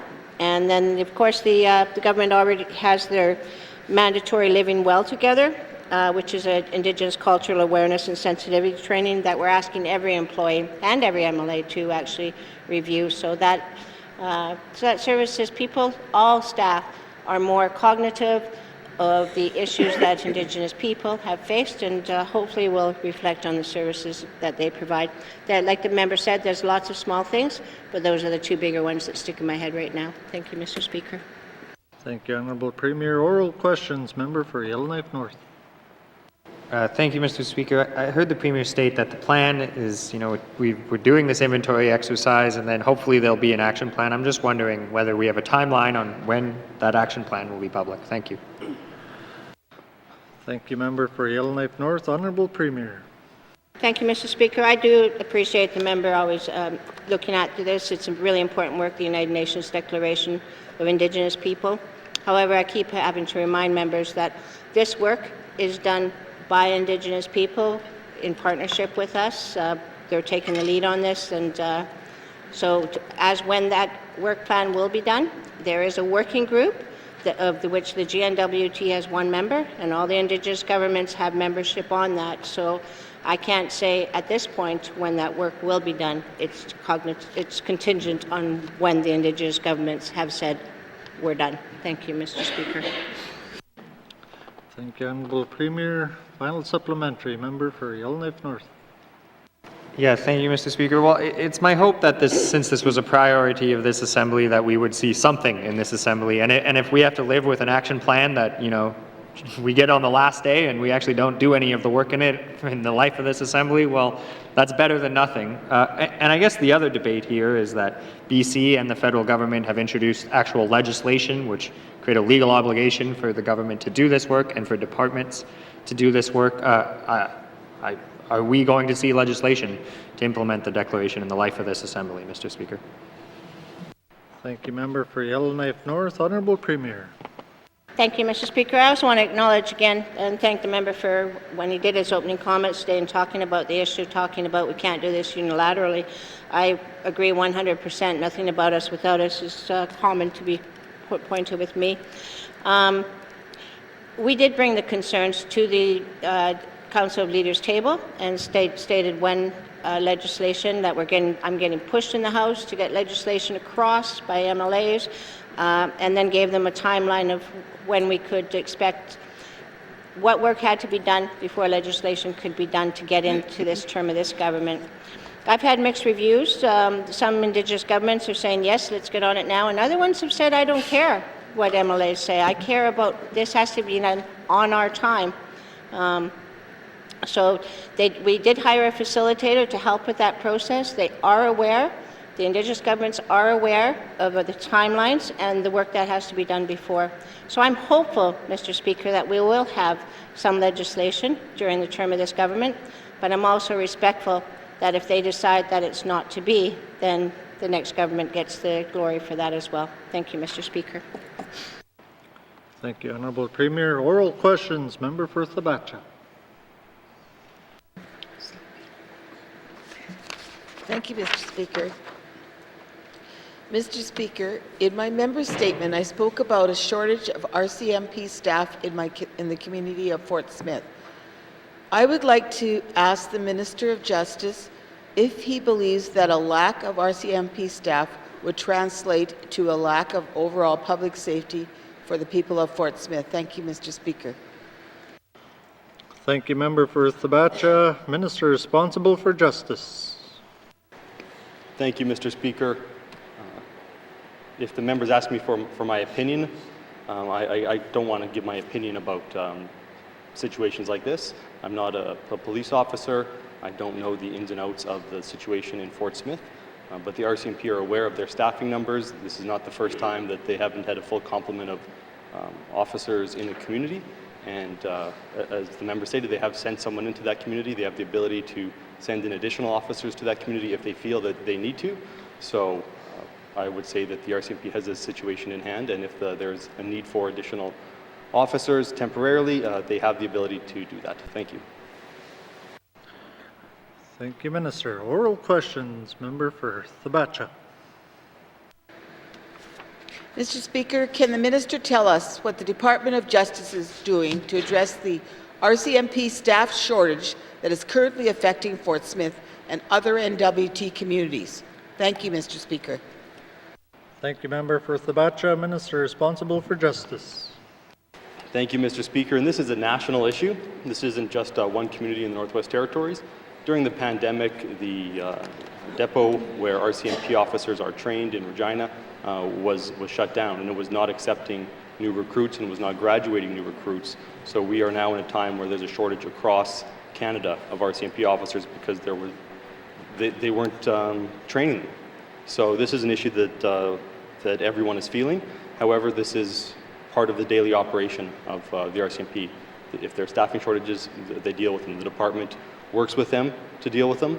We do have a contract with them, and we work through the mechanisms in that contract to ensure that they are providing the services that we're paying for. Thank you.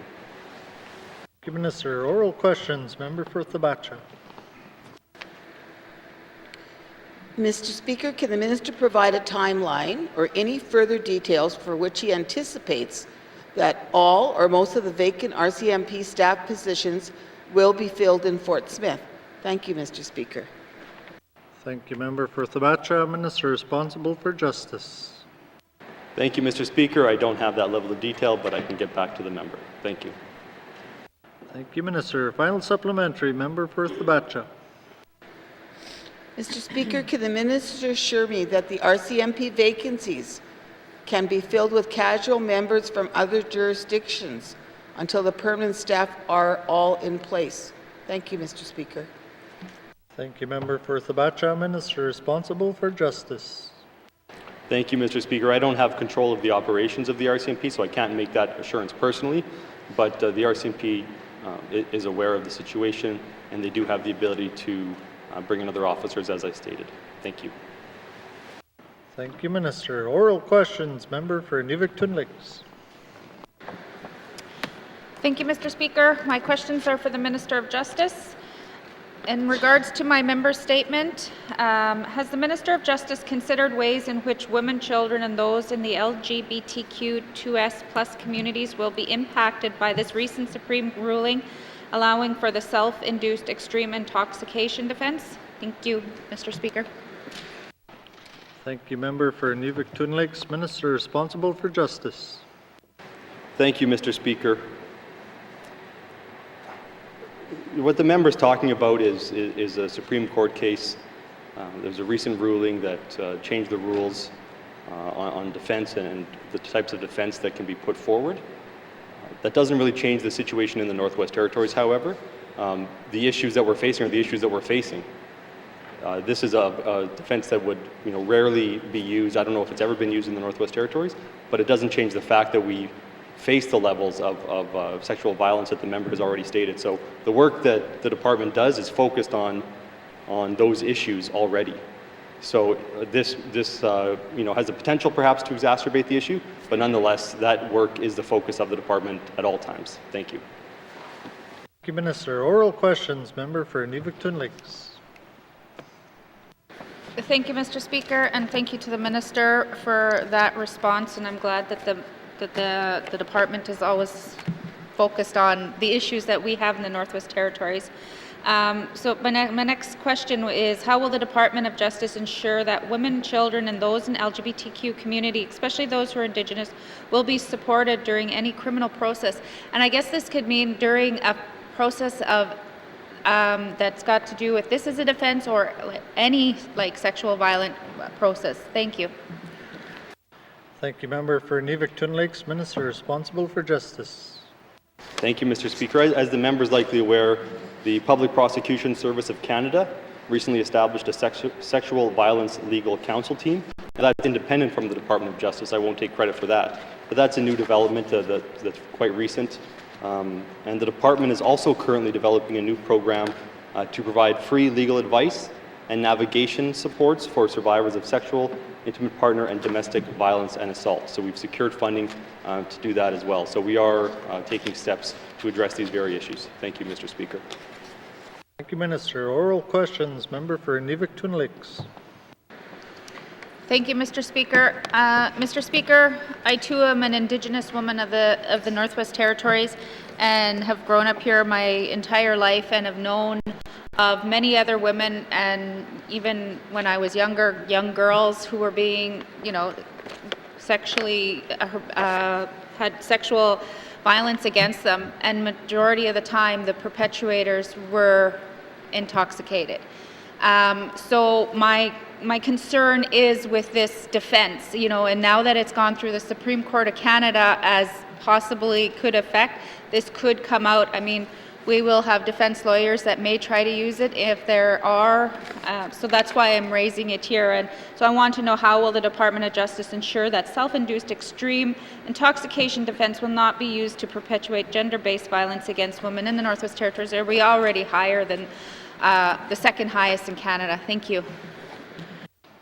Thank you, Member for Twin Lakes. Minister responsible for justice.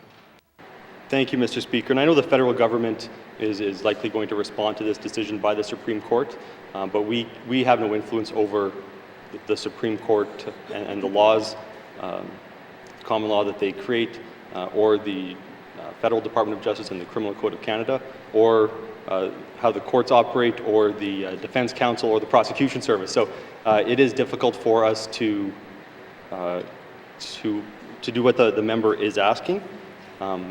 That being said, this is the case that the member is referencing was a case where someone ingested a significant amount of psilocybin, I believe, magic mushrooms. So it wasn't someone getting blacked out drunk. It was something else, and it's a different level than just being too drunk to know what you're doing, essentially. It's not the kind of drunk you see at perhaps at a party or something like that. It's a different level. And so I don't think that there's concern that this will now become commonplace in the territory. It is a very high threshold that people have to meet, and it's an extremely rare that people will meet that threshold. Thank you. Thank you, Minister. Final supplementary, Member for Twin Lakes. Thank you, Minister, and thank you for your definition. And I've read there are 3 cases. Yeah, and there were some hallucinogens that were the cause of the 3 cases. My concern is that, like I said, if it is being used, then that's my concern against the women and girls of this territory. So will the minister discuss some of the examples, because there were some examples described by the Supreme Court judge that did the ruling, Kaiser, that they provided in their ruling with the federal minister. So will our minister ensure that they raise this issue when they have their FPT and make sure that there's going to be some, something in place, or where this is going, or are they, just to continue this conversation, so that way this is not end up in going backwards for women. We don't need to be going backwards in Canada for protection of women. Especially Indigenous women will be the ones that are in effect, because they're less likely to even go to the court system, as they do not trust, as I mentioned in my member statement. Thank you, Mr. Speaker. Thank you, Member for Twin Lakes. Minister responsible for justice. Thank you, Mr. Speaker. Every time I speak with a federal minister, I bring the concerns of the territory to that minister, and this is a perfect example of an issue that I'd be happy to bring to the minister and have those discussions to let them know about the unique nature of the Northwest Territories, the rates of violence that we see here, and the concerns that are being raised. Thank you. Thank you, Minister. Oral questions. Member for Mumfree. Thank you, Mr. Speaker. Question for the Minister of Education. Can the Minister tell me what actions are being taken to address recommendations number 5 of the Standing Committee Report number 15 of June 2021? What has ECE done to support the schools in small communities? Thank you, Member for Mumfree. Minister responsible for Education, Culture and Employment. Thank you, Mr. Speaker. We've been planning to make plans, then we've been implementing those plans. I can say that much for sure. It is clear that we need to support small schools and the students in those schools, and that's why prior to the OAG releasing their report, we've been taking steps to better support students in small schools. One of the biggest things is junior kindergarten. That's a few years old now, but that is the age where the intervention has the greatest effect. And so we've implemented that and spend millions of dollars each year on that. Northern distance learning is a way to bring some more experienced teachers essentially into communities virtually to give students access to those teachers. Often in small communities, teachers are fresh out of school. They don't have a lot of experience. and they might not even stay in the community for very long. And so bringing some of those more seasoned instructors in is a way to help those students and give them some advantages. We have a territorial-based support team that works with all of the different school boards and gives small schools access to some of the resources that you would generally only find in larger centers. We have the career and education advisors that we recently moved out into the region so that they are closer to the small communities. And now, with an end to the public health order and the restrictions, they will be traveling directly into communities to work with students. As the member mentioned, some of the plans going forward as well that have been delayed because of COVID, but there's a number of different things that we're doing to work with small communities. Thank you. Thank you, Minister. Oral questions. Member for Mumford. Thank you.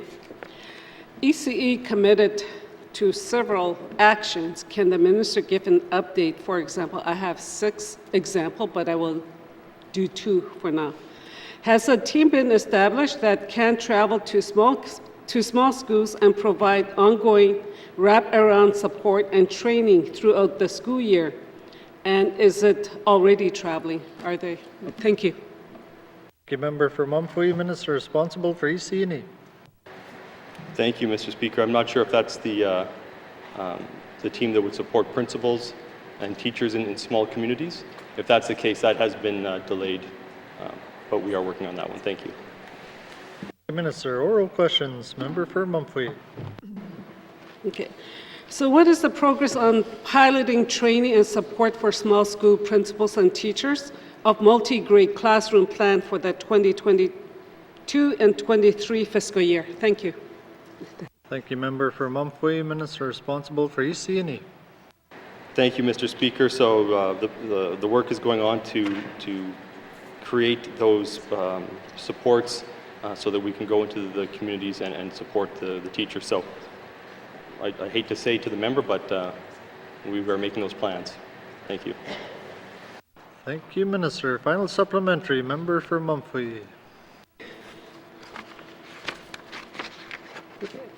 What impacts will the partnering with BC for the N.W.T. K-12 curriculum have on commitment made following the Auditor General's report? Thank you. Thank you, Member for Mumford. Minister responsible for EC&E. Thank you, Mr. Speaker. So curriculum needs to be updated, every once in a while, and it's been quite a while since our current curriculum was updated. The updated curriculum is generally better at teaching students, giving them the skills they need. My hope with the BC curriculum and how we can integrate Northern culture directly into the curriculum, not as some sort of an add-on, but into the curriculum. My hope is that will engage students more in school, make them want to go. One of the biggest problems we have is that the attendance rates, especially in small communities, are quite low. And there's a number of reasons for that. The member earlier spoke about the need for a whole of government approach, essentially, to change education outcomes. If a student isn't going to school, it might have nothing to do with the school.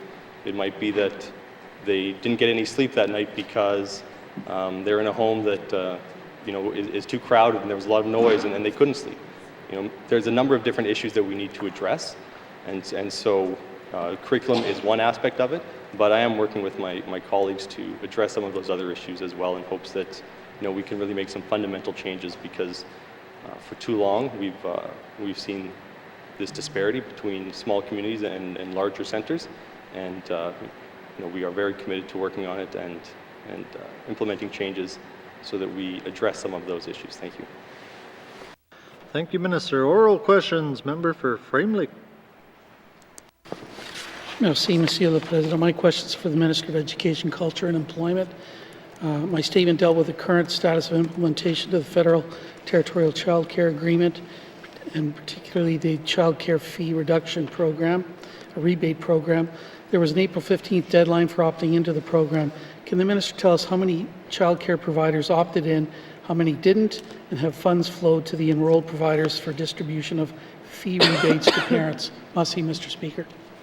Thank you, Member for Frame Lake. Minister responsible for Education, Culture and Employment. Thank you, Mr. Speaker. I believe there's 98 organizations in the Northwest Territories altogether who provide childcare and charge fees. And I can say that 100% of the center-based programs that offer infant and preschool programming opted into the childcare fee reduction subsidy for 2021-22, so prior to the beginning of this fiscal year, or the end of last fiscal year, as well as this current fiscal year. All but one family day home opted in to that time period as well. And all but two organizations who offer after-school programs opted in for the entirety of the program starting from January 1st of this year. So of the 98 organizations, 3 have not opted in. Thank you. Sir, oral questions. Member for Framley. Merci, Monsieur le Président. I want to thank the Minister for that, and I'm sure he's going to tell me next whether the money started to flow. But I mentioned the provisions in the agreement that cap fee increases for operators to 2.3% annually. And, you know, this is in an environment where nationally inflation is running at 6.7%, and here in Yellowknife, 7.1%. The Minister has confirmed the increases above 2.3% will be allowed when deemed necessary. So what's the definition, Mr. Speaker, of necessary, and when would the Minister allow increases beyond the 2.3% cap? Merci, Mr. Speaker. Thank you. Member for Frame Lake. Minister responsible for EC&E. Thank you. And to question 1B, I can say that the EC has processed the January to March payments for all programs, and the majority of programs have received payments for the current fiscal year as well. And there's a 60-day window after receiving that. The programs can start flowing that to parents, understanding that it could take a little bit of work. The 2.3% increase was based on historic averages, and I understand that historic averages is comprised of highs and lows, and so going forward, we don't have a cap set for the upcoming year. We've moved some money around within the program to ensure that we can keep up with the unforeseen cost of inflation. Sorry, the member's asking a number of questions here, so I'm just going through the notes to see what else I can answer here. The 2.3% cap, a few programs were exempted from that, and that was based on whether or not they needed an increase beyond that to survive, essentially. And so in those instances where the operating costs were exceeding what they were bringing in, that cap was adjusted. Thank you. Minister, oral questions. Member for Frame Lake.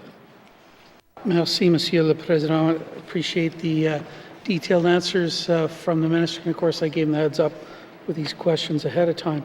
So I've cited the use of funds for costs like training, staff development, wage subsidies, or costs of infrastructure to increase spaces. Can the Minister tell us whether there has been any new decisions or direction allowing use of agreement funds to meet these costs, and how can providers access that funding? Merci, Mr. Speaker. Thank you, Member for Frame Lake. Minister responsible for EC&E. Thank you, Mr. Speaker. So the new money from the federal government, it's about $10 million a year. And it doesn't quite double what we were already spending. We were spending $10 million of N.W.T funds and about 2.4 of federal money. So there's already a significant amount of money going into the system prior to this new influx of money. The current funding that is flowing out that everyone knows about is intended to reduce the cost for parents. However, there is obviously additional money, and we are working to get that out the door. So the child care fee reduction, that's the money for parents. We got that out the door. Parents should see probably over $4 million more in their pockets this year because of that. The wages for early childhood educators is the other big issue. EC already provides an incentive for early childhood educators based on the level of education, and so that's a payment of however many thousands of dollars based on education levels. This year we are also rolling out the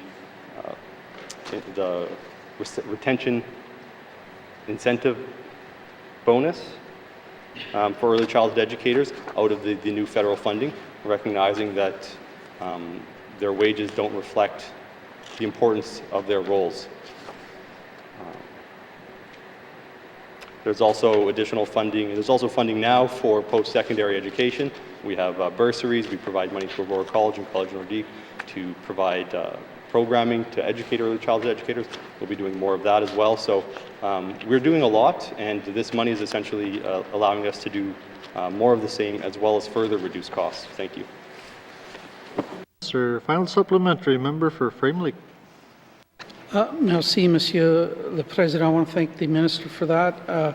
I've talked here about, the need to create more childcare spaces, particularly in communities that don't have childcare. So can the Minister tell us what action he's taking now to create or ensure that new spaces are created in those communities that do not have childcare providers, period, and how's the Minister going to meet the demand for more child care workers to provide universal and affordable child care? Merci, Mr. Speaker. Thank you, member for Frame Lake. Minister responsible for EC&E. Thank you, Mr. Speaker. These are very complex questions with many aspects to them. I will do my best to try and remember everything that the member asked and provide some answers. So, as the members know, we have the Early Childhood Infrastructure Fund, and that is being prioritized for communities where there are no childcare programs. There's currently 12 communities with no childcare programs, and that $1 million is available on application to communities to help them build that type of infrastructure. We also have existing programming to help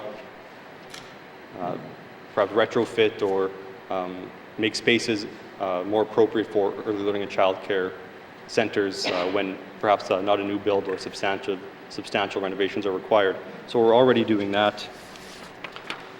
The other component is ensuring there are enough childcare providers or childcare workers to staff these childcare centers. And I spoke about the supports for students earlier, as well as the retention incentive bonus, which I think really is key. If you have people looking at the job market and you have a job where people are making good money, you're going to attract people. So that really is one of the keys of this program as we roll it out, to ensure that that is a significant driver of people into this industry. Thank you. Minister, oral questions, member for Haver South. Thank you, Mr. Speaker. Mr. Speaker, these questions are for the Minister of ITI.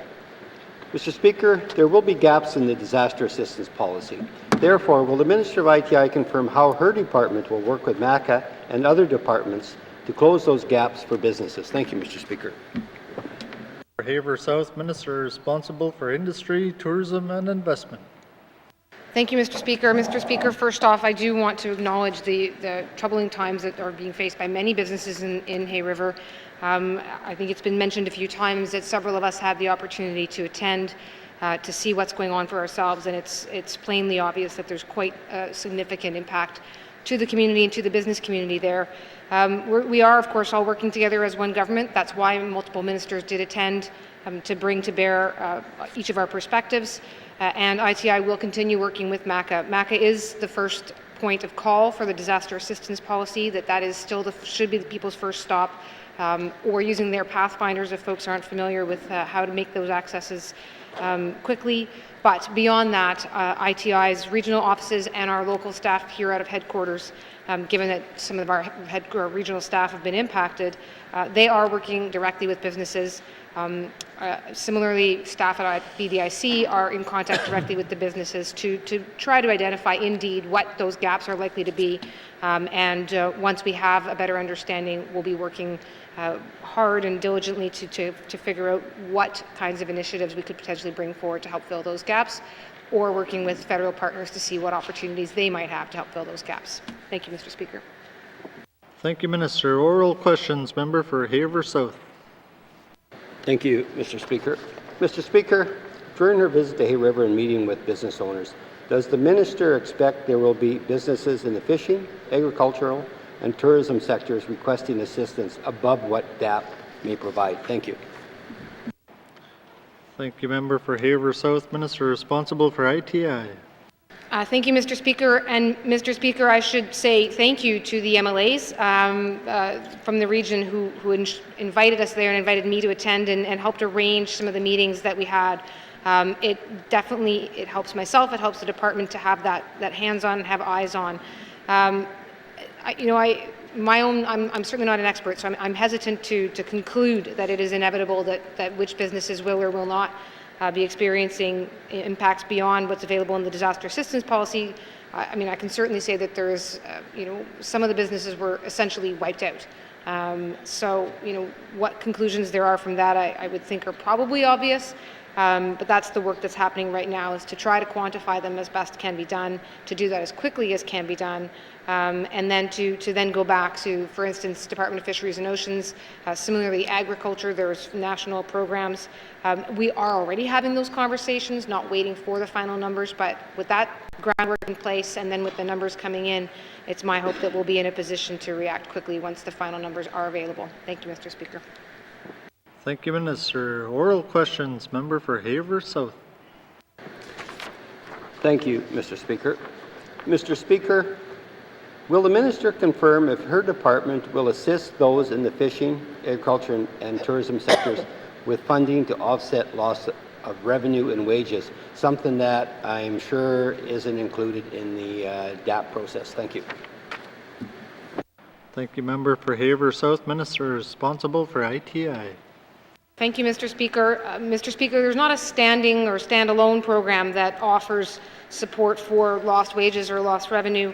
And as many will recall, early on in the COVID-19 pandemic, both not only our government, the federal government had to be creating and crafting those types of programs sort of in the moment and in order to respond. So I can't say necessarily what type of additional programming or programs might become available, might need to be crafted, but I can certainly, again, indicate that we are in touch with the businesses in the community.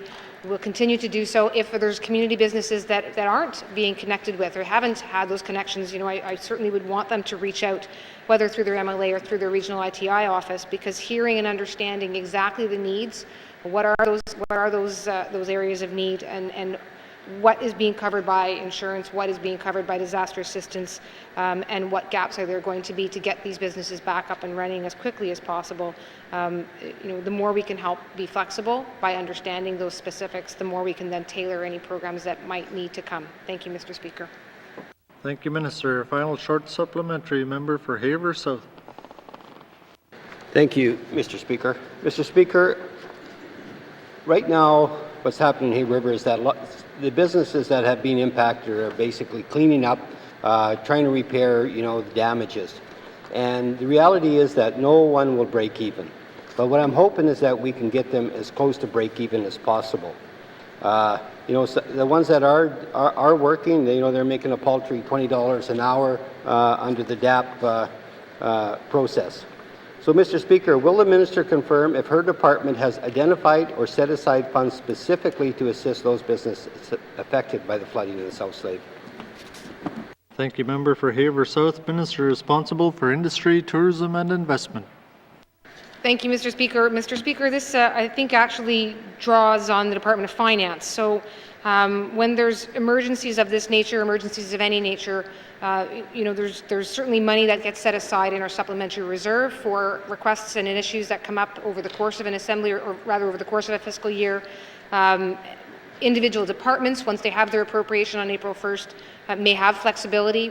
This is depending on what's going on in the department. Projects might get deferred, different work might get deferred in order to have some flexibility in a budget and to provide some short-term relief or short-term programs or enhance certain programs. Beyond that, though, Mr. Speaker, there, of course, is just the simple reality that the government right now, or we were projecting a significant surplus, so we do have some flexibility within our own N.W.T budget and are keenly looking at what's happening in the South Slave, working with MACA, asking everyone to register with the disaster assistance policy so we have a good handle on what the needs are going to be, and then as a whole of government can be looking at what types of gaps there are and going back to the federal government to see what they can help us with to ensure that we are responding in a way that is flexible and responsive and really truly meeting the needs of those communities. Thank you, Mr. Speaker.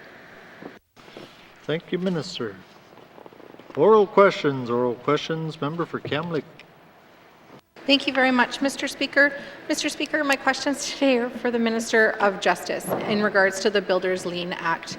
Multiple N.W.T businesses are asking and calling for modern legislation in regards to the Builders Lien legislation. Following public engagement in March of 2021, the Department of Justice tabled and published a What We Heard report. And in that report, it indicated that a bill would be brought forward later in 2021. But the bill still has not been tabled, and so I'm wondering what has held up this work. Thank you. Thank you. Member for Kamloops, Minister responsible for Justice. Thank you, Mr. Speaker. So the department is currently drafting the bill for the new Builders Lien Act, which will replace the existing Mechanics Lien Act, which is quite an old piece of legislation. The legislative proposal, which is one of the very first steps in turning a need into a law, was submitted in summer of 2021, was approved in late November, and the drafting began earlier this year. The department was hoping to introduce the bill last year, but things take time, and it's fallen a bit behind. Nonetheless, we are considering all of the feedback that the member referenced, and hope to have this bill ready soon. Thank you. Thank you, Minister. Oral questions, member for Kamloops. Thank you very much, Mr. Speaker. Mr. Speaker, can the Minister confirm if we can expect a bill to be tabled in the House in the fall session? Thank you. Thank you, member for Kamloops. Minister responsible for Justice. Thank you, Mr. Speaker. That's the plan. Thank you, Minister. Oral questions, member for Kamloops. Thank you very much, Mr. Speaker. Mr. Speaker, based on feedback from residents, can the Minister give us an idea of the scope of what will be included in the bill from what they heard in the What We Heard report? Thank you. Thank you, member for Kamloops. Minister responsible for Justice. Thank you, Mr. Speaker. And there's been really no major amendments since the 1980s on that bill, so that's why it's a repeal and replace, essentially. So in terms of scope, the purpose of the legislation is to ensure that parties who contribute work, labor, or materials to a construction project in the N.W.T are paid, and to provide a remedy if they are not. Lien legislation also creates stability and predictability for owners of construction projects by setting out obligations they have to other parties involved in the project. Thank you. Thank you, Minister. Final supplementary, member for Kamloops. Thank you very much, Minister. Thank you very much, Mr. Speaker. Mr. Speaker, can the Minister confirm if the bill will include mediation or arbitration as an alternative to court solutions? Thank you. Thank you, member for Kamloops. Minister responsible for Justice. Thank you, Mr. Speaker. So the department has considered mandatory arbitration within the bill, but is not contemplating this further based on the feedback that we received from the public. However, nothing in the bill will interfere with or prohibit the application of the Arbitration Act. Thank you, Mr. Speaker. Thank you, Minister. Oral questions, member for Hay River South. Thank you, Mr. Speaker. Mr. Speaker, these questions are for the Minister of Housing. And I appreciate the fact that she came to Hay River last weekend and toured the assets looked after by the Hay River Housing Authority. So the questions, I didn't provide them to her, but they're easy to answer. What support is the department providing to those housing tenants displaced from their homes? Thank you. Member for Hay River South, Minister responsible for Housing N.W.T. Thank you, Mr. Speaker, and thank you to the member for the questions. And I did travel to Hay River over the weekend as well, and I was glad to see that we do have the LHO and the manager very active at the ground level. Right now, the Housing N.W.T is in the process of renovating and repairing the current units in Hay River that have been affected. Also, we are looking at, we also provided CCANs for the for people's belongings that have been damaged that are required. We did honestly provide as well to emotional support. I was very impressed by the LHO being at the ground level, and in such a traumatic event, I was very glad to hear that the staff at the ground level has been very available and very cooperative with the community. It was something very tragic for that region. Thank you, Mr. Speaker. Thank you, Minister. Oral questions, member for Hay River South. Thank you, Mr. Speaker. And the minister is correct in saying that the LHO has been very supportive of the residents. They've done a great job in assisting them in making the move, especially out of Whispering Willows. So what additional supports are being provided to the Hay River Housing Authority and the board? Thank you, Mr. Speaker. Thank you, member for Hay River South. Minister responsible for housing. Thank you, Mr. Speaker. Right now, the Housing N.W.T, we did have employees going down to the community immediately as of last Monday. And they were doing the assessments of our public housing units in the community as well. But I need to bring this back to our department because I know this is going to be a really lengthy process, but it is going to end up coming with a financial contribution to the LHO as well too. Thank you, Mr. Speaker. Thank you, Minister. Oral questions, member for Hay River South. Thank you, Mr. Speaker. Mr. Speaker, will the minister tell me if there is a timeline to complete renovations to housing units, more specifically, I guess, Whispering Willows, because that impacts, a vulnerable sector of residents? Thank you. Thank you, member for Hay River South. Minister responsible for housing N.W.T. Thank you, Mr. Speaker, and I'm happy to also report that the LHO as well at the ground level have been very cooperative in trying to help us find additional places for our residents in our public housing units. The last update I did get was 3 to 4 months, depending on the availability of the contractors and the specific repairs that need to be done in Whispering Willows. Thank you, Mr. Speaker. Thank you, Minister. Final supplementary, member for Hay River South. Thank you, Mr. Speaker. Mr. Speaker, can the minister tell me whether the department is in discussions with the federal government to try and get the empty houses that they have sitting in Hay River for use as a temporary accommodation for some of the families that were displaced? Thank you. Thank you, member for Hay River South. Minister responsible for housing N.W.T.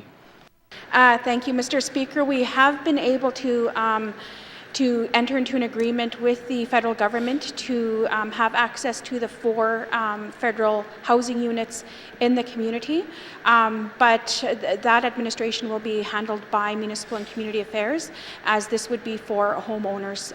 Housing N.W.T is providing assistance to our public housing tenants. Thank you, Mr. Speaker. Thank you, Minister. Oral questions, member for Mumphy. This is a question for education.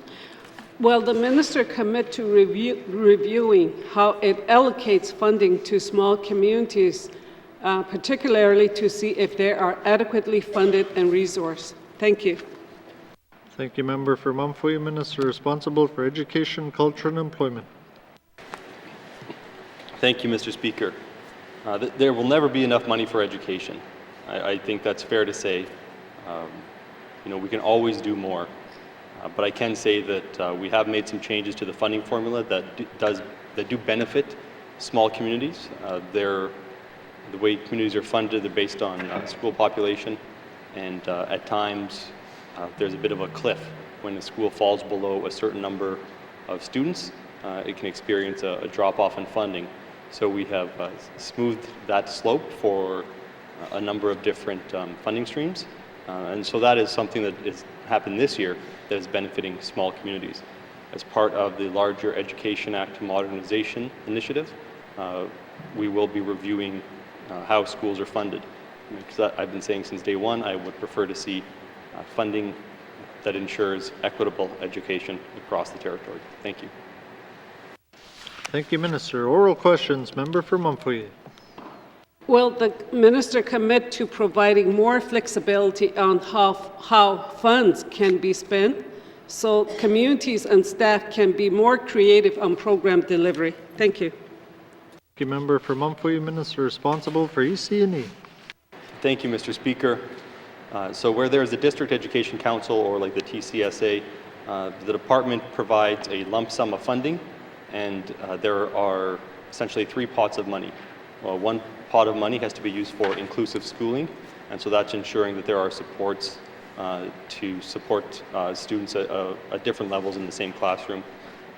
One portion has to be used for Indigenous language and education, and the rest can be used for anything. We don't really have strings attached to it.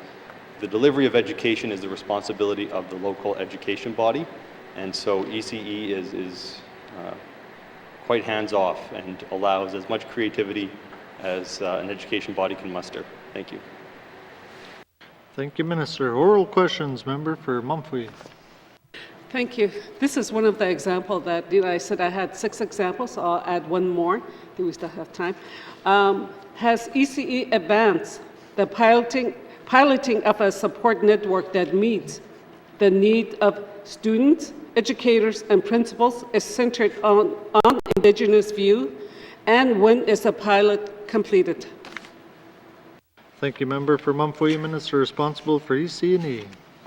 Thank you, Mr. Speaker. I don't have that information. Perhaps I can check the dashboard.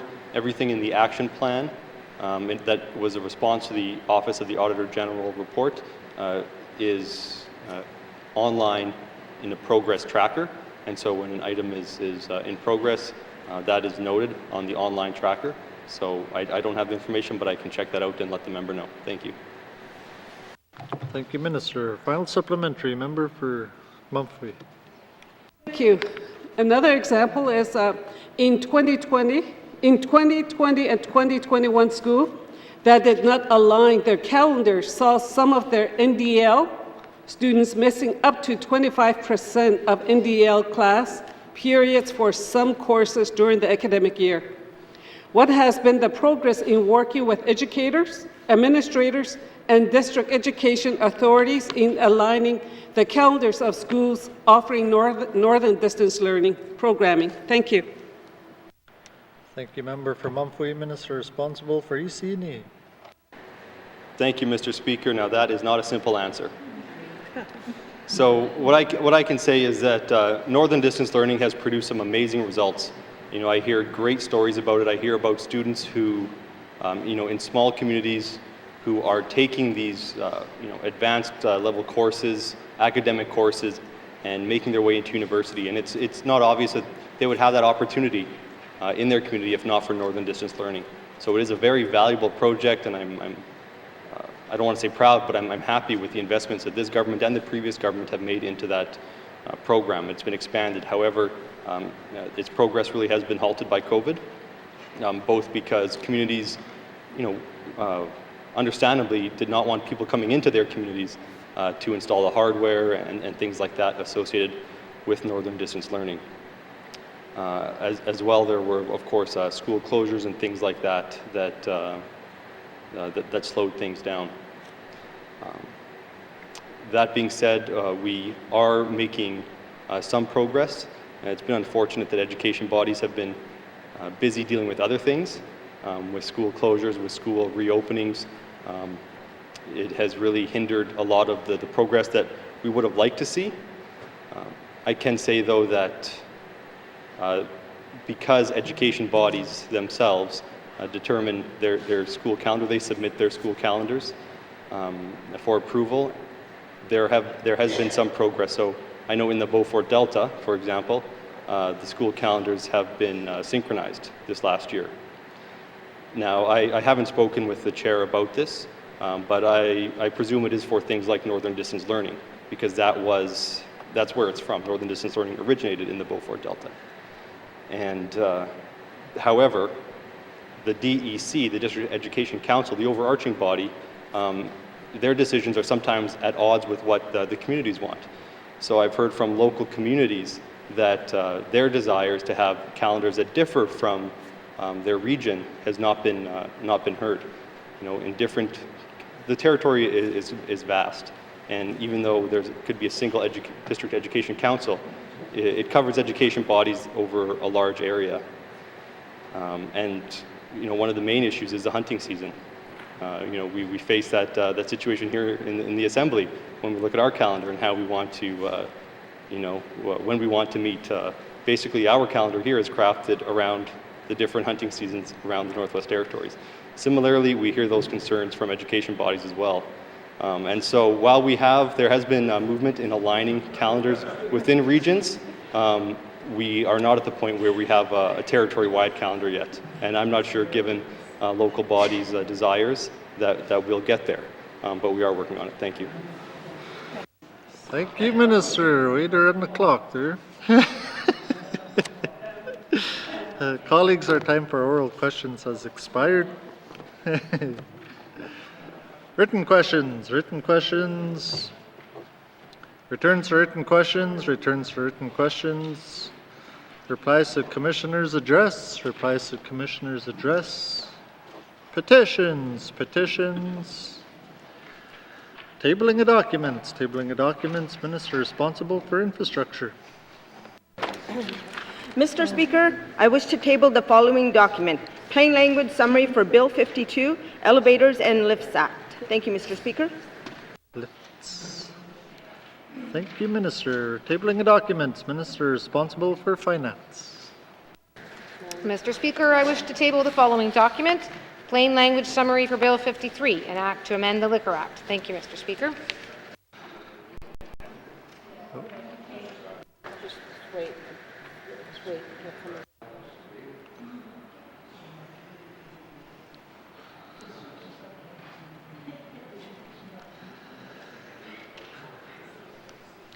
Thank you, Minister.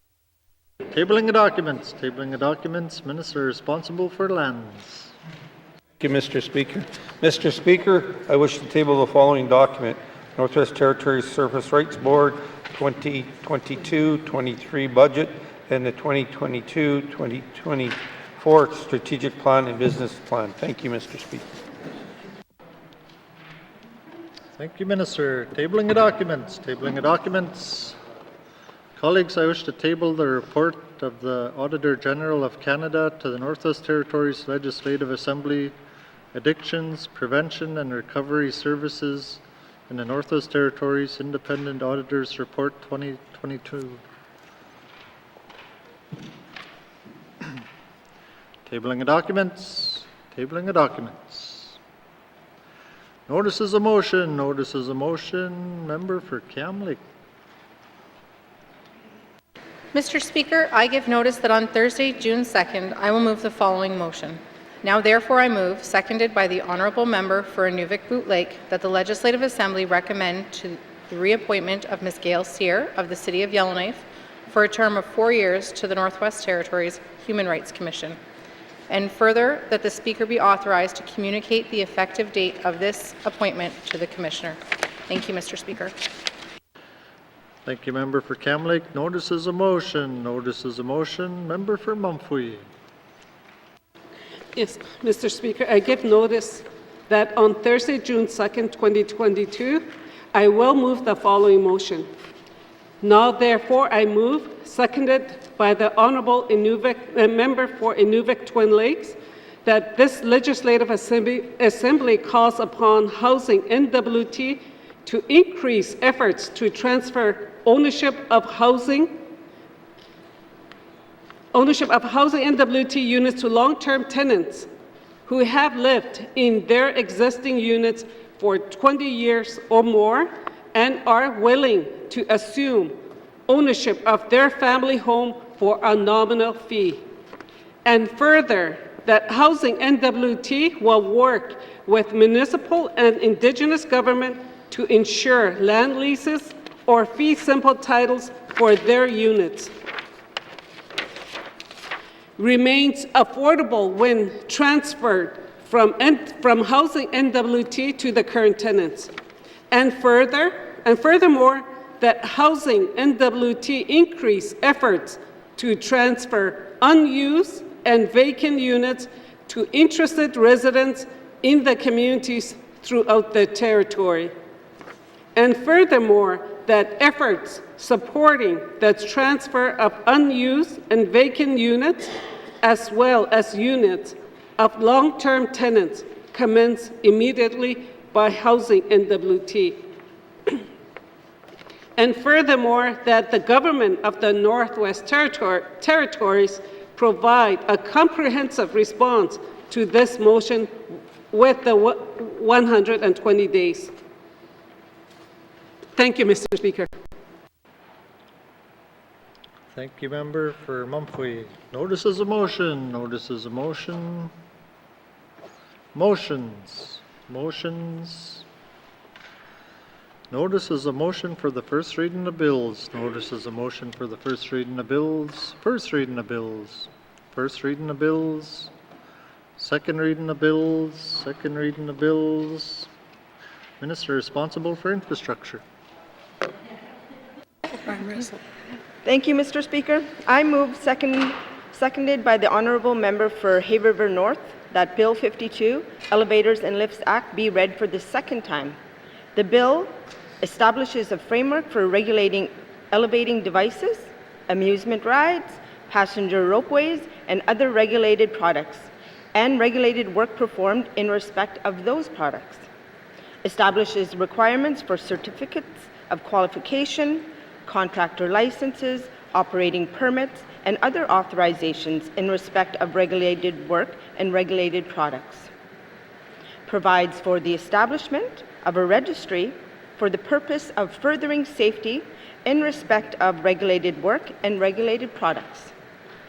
Allows for the adoption of codes or standards respecting regulated work and regulated products.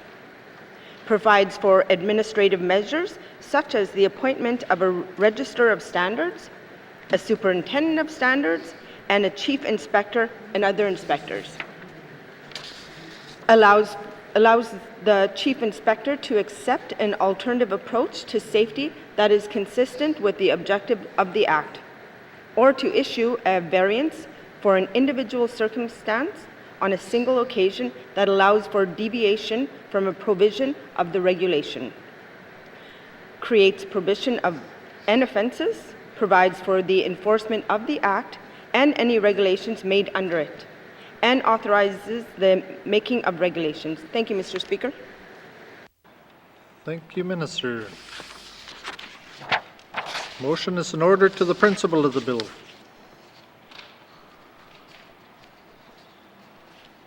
Question has been called. All those in favor? All those opposed?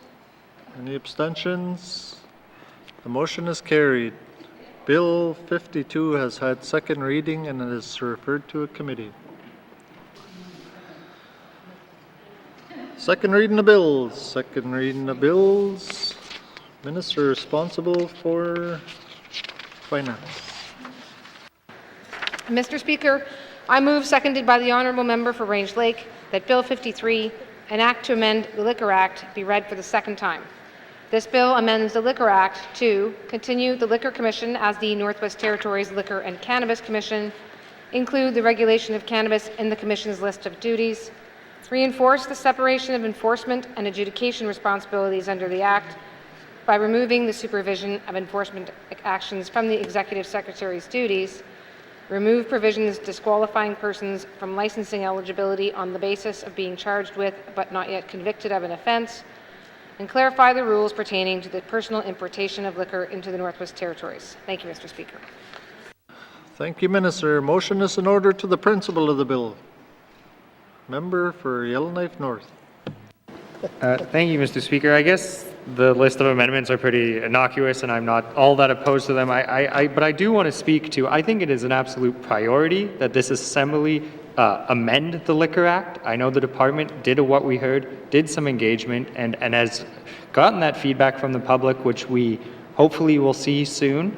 And it raises some very significant questions about how we're going to update our outdated liquor regime in this territory. Clearly, this bill does not do that, but I grow concerned by introducing this amendment to the Liquor Act. It is essentially a concession that we will not make any significant changes to the Liquor Act in the life of this Assembly. Thank you, Mr. Speaker.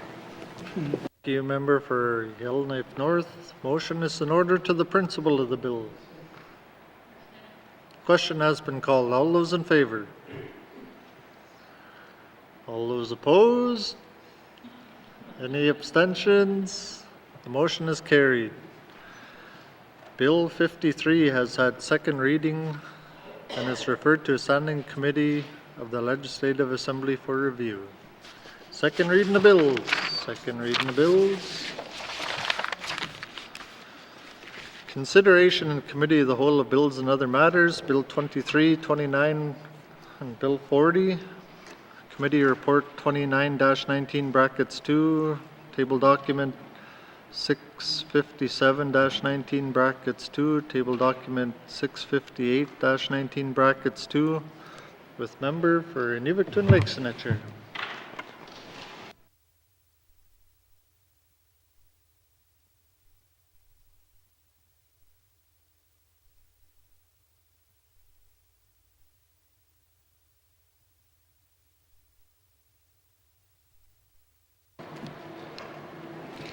I now call Committee of the Whole to order. What is the wish of committee? Member for Frame Lake. Merci, Madame la Présidente. Committee wishes to consider Committee Report 29-19 brackets 2. Merci. Does committee agree? Thank you, committee. We'll take a short recess and resume with the item.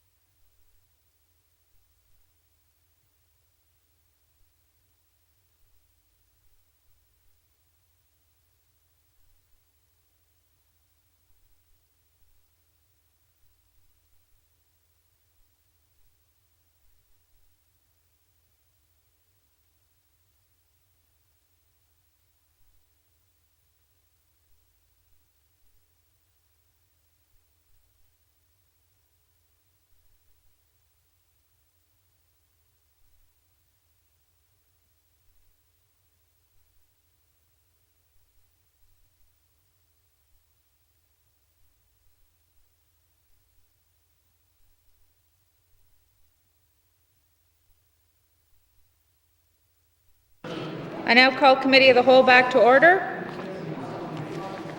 Committee, we've agreed to consider Committee Report 29-19-2, Standing Committee on Government Operations Report on the Review of Languages Commissioner for the Northwest Territories Annual Report 2020-2021.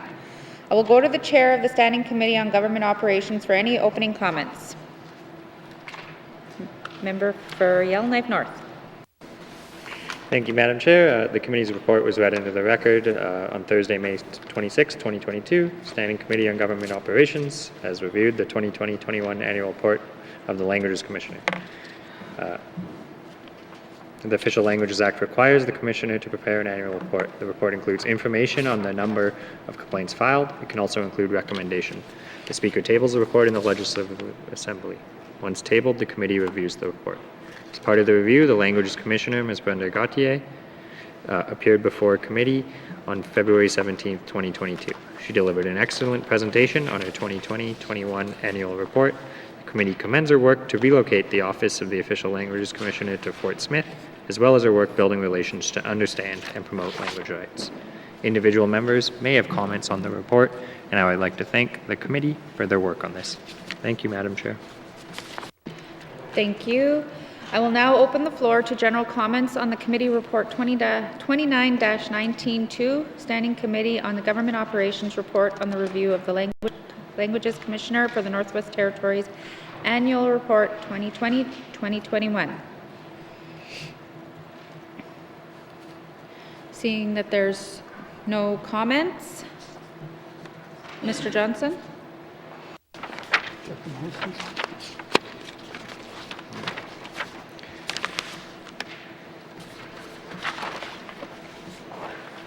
Madam Chair, We need the motions.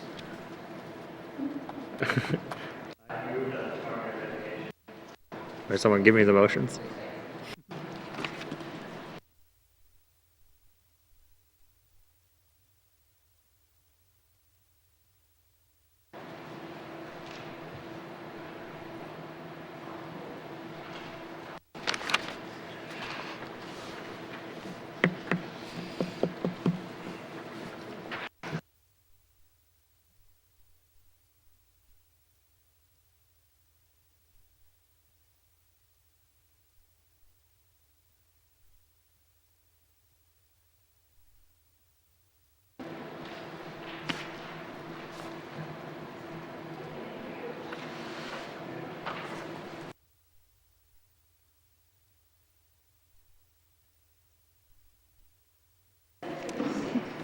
Mr. Johnson.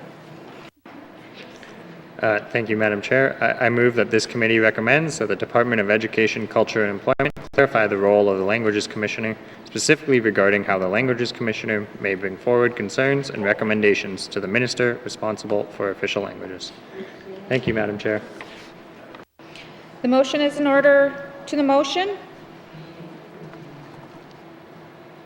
Member for Frame Lake. Yep, thanks, Madam Chair. I know even in the last assembly, the last Official Languages Commissioner, there was some confusion over who the recommendations should actually go to and who was responsible for acting on them.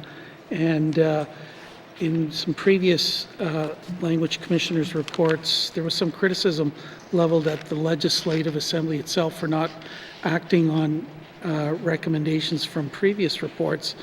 And I think there was some misunderstanding between the executive and legislative branches of government. If recommendations from the Official Languages Commissioner would come to the Standing Committee on Government Operations, but Government Ops Committee doesn't write legislation, can't make changes to the legislation itself, unless someone wants to bring forward a private member's bill, and maybe that's something the committee might want to think about at some point. But anyways, there was some confusion over who actually is responsible for responding to recommendations and actually following up on them. And I do believe that those are the responsibility of the executive branch. So that's what I think this recommendation is aimed at, and I'm sure we can clarify that in the legislation moving forward as well. Thanks, Madam Chair. Thank you. To the motion. Question has been called. All those in favor? All those opposed? All those abstaining? The motion is carried. Mr. Johnson. Madam Chair, I move that this committee recommends that the Department of Education, Culture and Employment strengthen the Languages Commissioner's ability to get requested information from public bodies, including time-bound requirements to respond to requests. Thank you, Madam Chair. Thank you. The motion is in order. To the motion.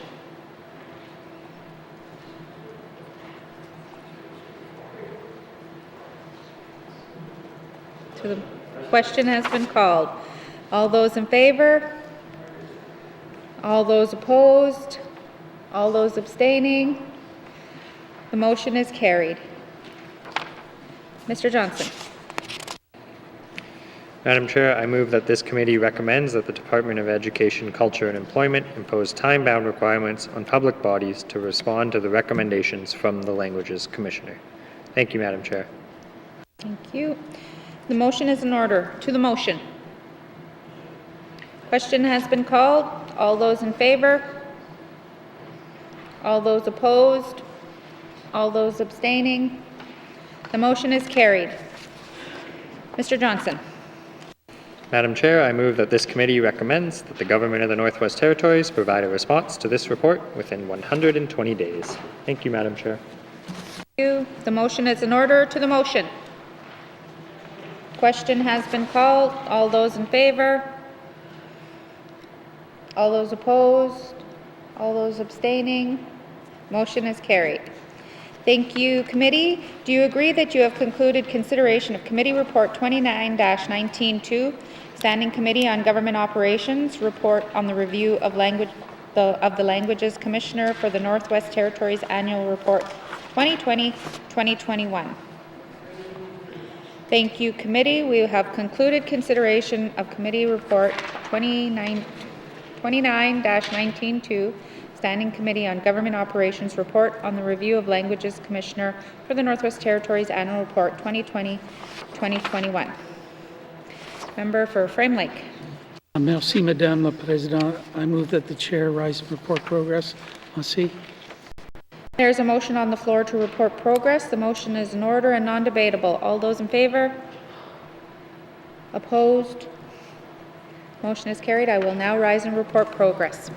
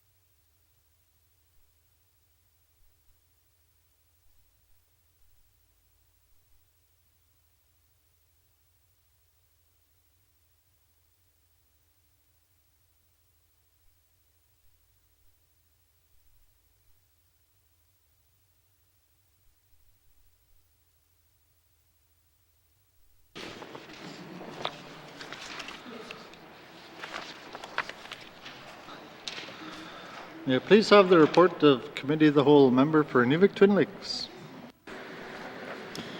Mr. Speaker, your committee has been considering Committee Report 29-19-2 and would like to report progress with 4 motions adopted. And Mr. Speaker, I move that the report of Committee of the Whole be concurred with. Thank you. Thank you, member for Inuvik-Twin Lakes. Do we have a seconder? Member for Inuvik-Boot Lake. All those in favor? All those opposed? Any abstentions? Motion is carried.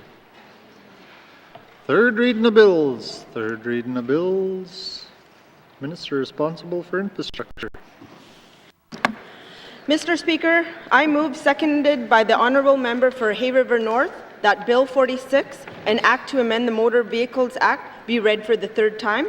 Mr. Speaker, I also request a recorded vote. Thank you. Thank you, Minister. Motion is in order to the motion. Question has been called. The Minister has requested a recorded vote. Pursuant. Sorry.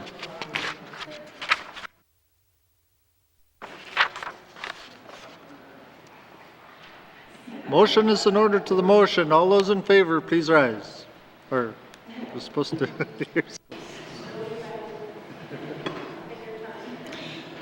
The member for Inuvik-Boot Lake, the member for Hay River North, the member for Inuvik-Twin Lakes, the member for Decho, the member for Hay River South, the member for Cam Lake, the member for Frame Lake, the member for Yellowknife North, the member for Montfouille, the member for Great Slave, the member for Nahende, the member for Yellowknife South, the member for Satu, the member for Range Lake.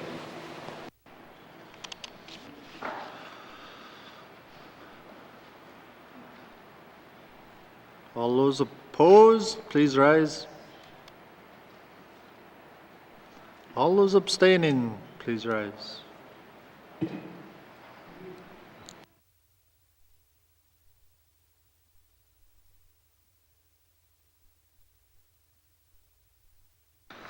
There is also the recorded vote, 14 in favor, 0 opposed, 0 abstentions. The motion is carried. Bill 46 has had 3rd reading. Third reading of bills. Third reading of bills. Minister responsible for education, culture, and employment. Mr. Speaker, I move, seconded by the Honourable Member for Inuvik-Boot Lake, that Bill 47, an Act to amend the Employment Standards Act No. 2, be read for the 3rd time. And Mr. Speaker, I request a recorded vote. Thank you. Thank you, Minister. Motion is in order to the motion. Question has been called. The Minister has requested a recorded vote. All those in favor, please rise. The member for Hay River North, the member for Inuvik-Twin Lakes, the member for Decho, the member for Hay River South, the member for Cam Lake, the member for Frame Lake, the member for Yellowknife North, the member for Montfouille, the member for Great Slave, the member for Nahende, the member for Yellowknife South, the member for Satu, the member for Range Lake, the member for Inuvik-Boot Lake, the member for Yellowknife Centre. All those opposed, please rise. All those abstaining, please rise.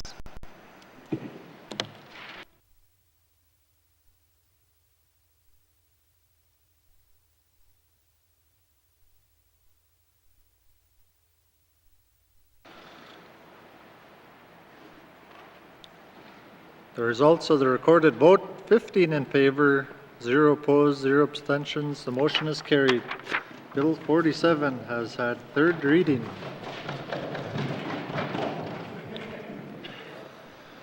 Third reading of bills. Third reading of bills. Mr. Clerk, orders of the day.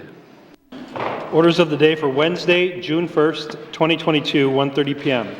Prayer, minister statements, member statements, returns to oral questions, recognition of visitors in the gallery, acknowledgements, oral questions, returns to written questions, replies to commissioner's address, petitions, reports of committees and the review of bills, reports of standing and special committees, tabling of documents, notices of motions 54 and 55-19-3, notices of motion for first reading of bills, second reading of bills, Consideration in Committee of the Whole of Bills and Other Matters, Bills 23, 29, and 40.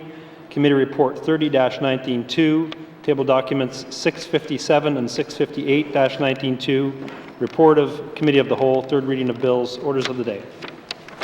Thank you, Mr. Clerk. Colleagues, before we leave today, I just want to say one thing. Let's go Oilers. This House stands adjourned until Wednesday, June 1st, 2022 at 1:30 p.m.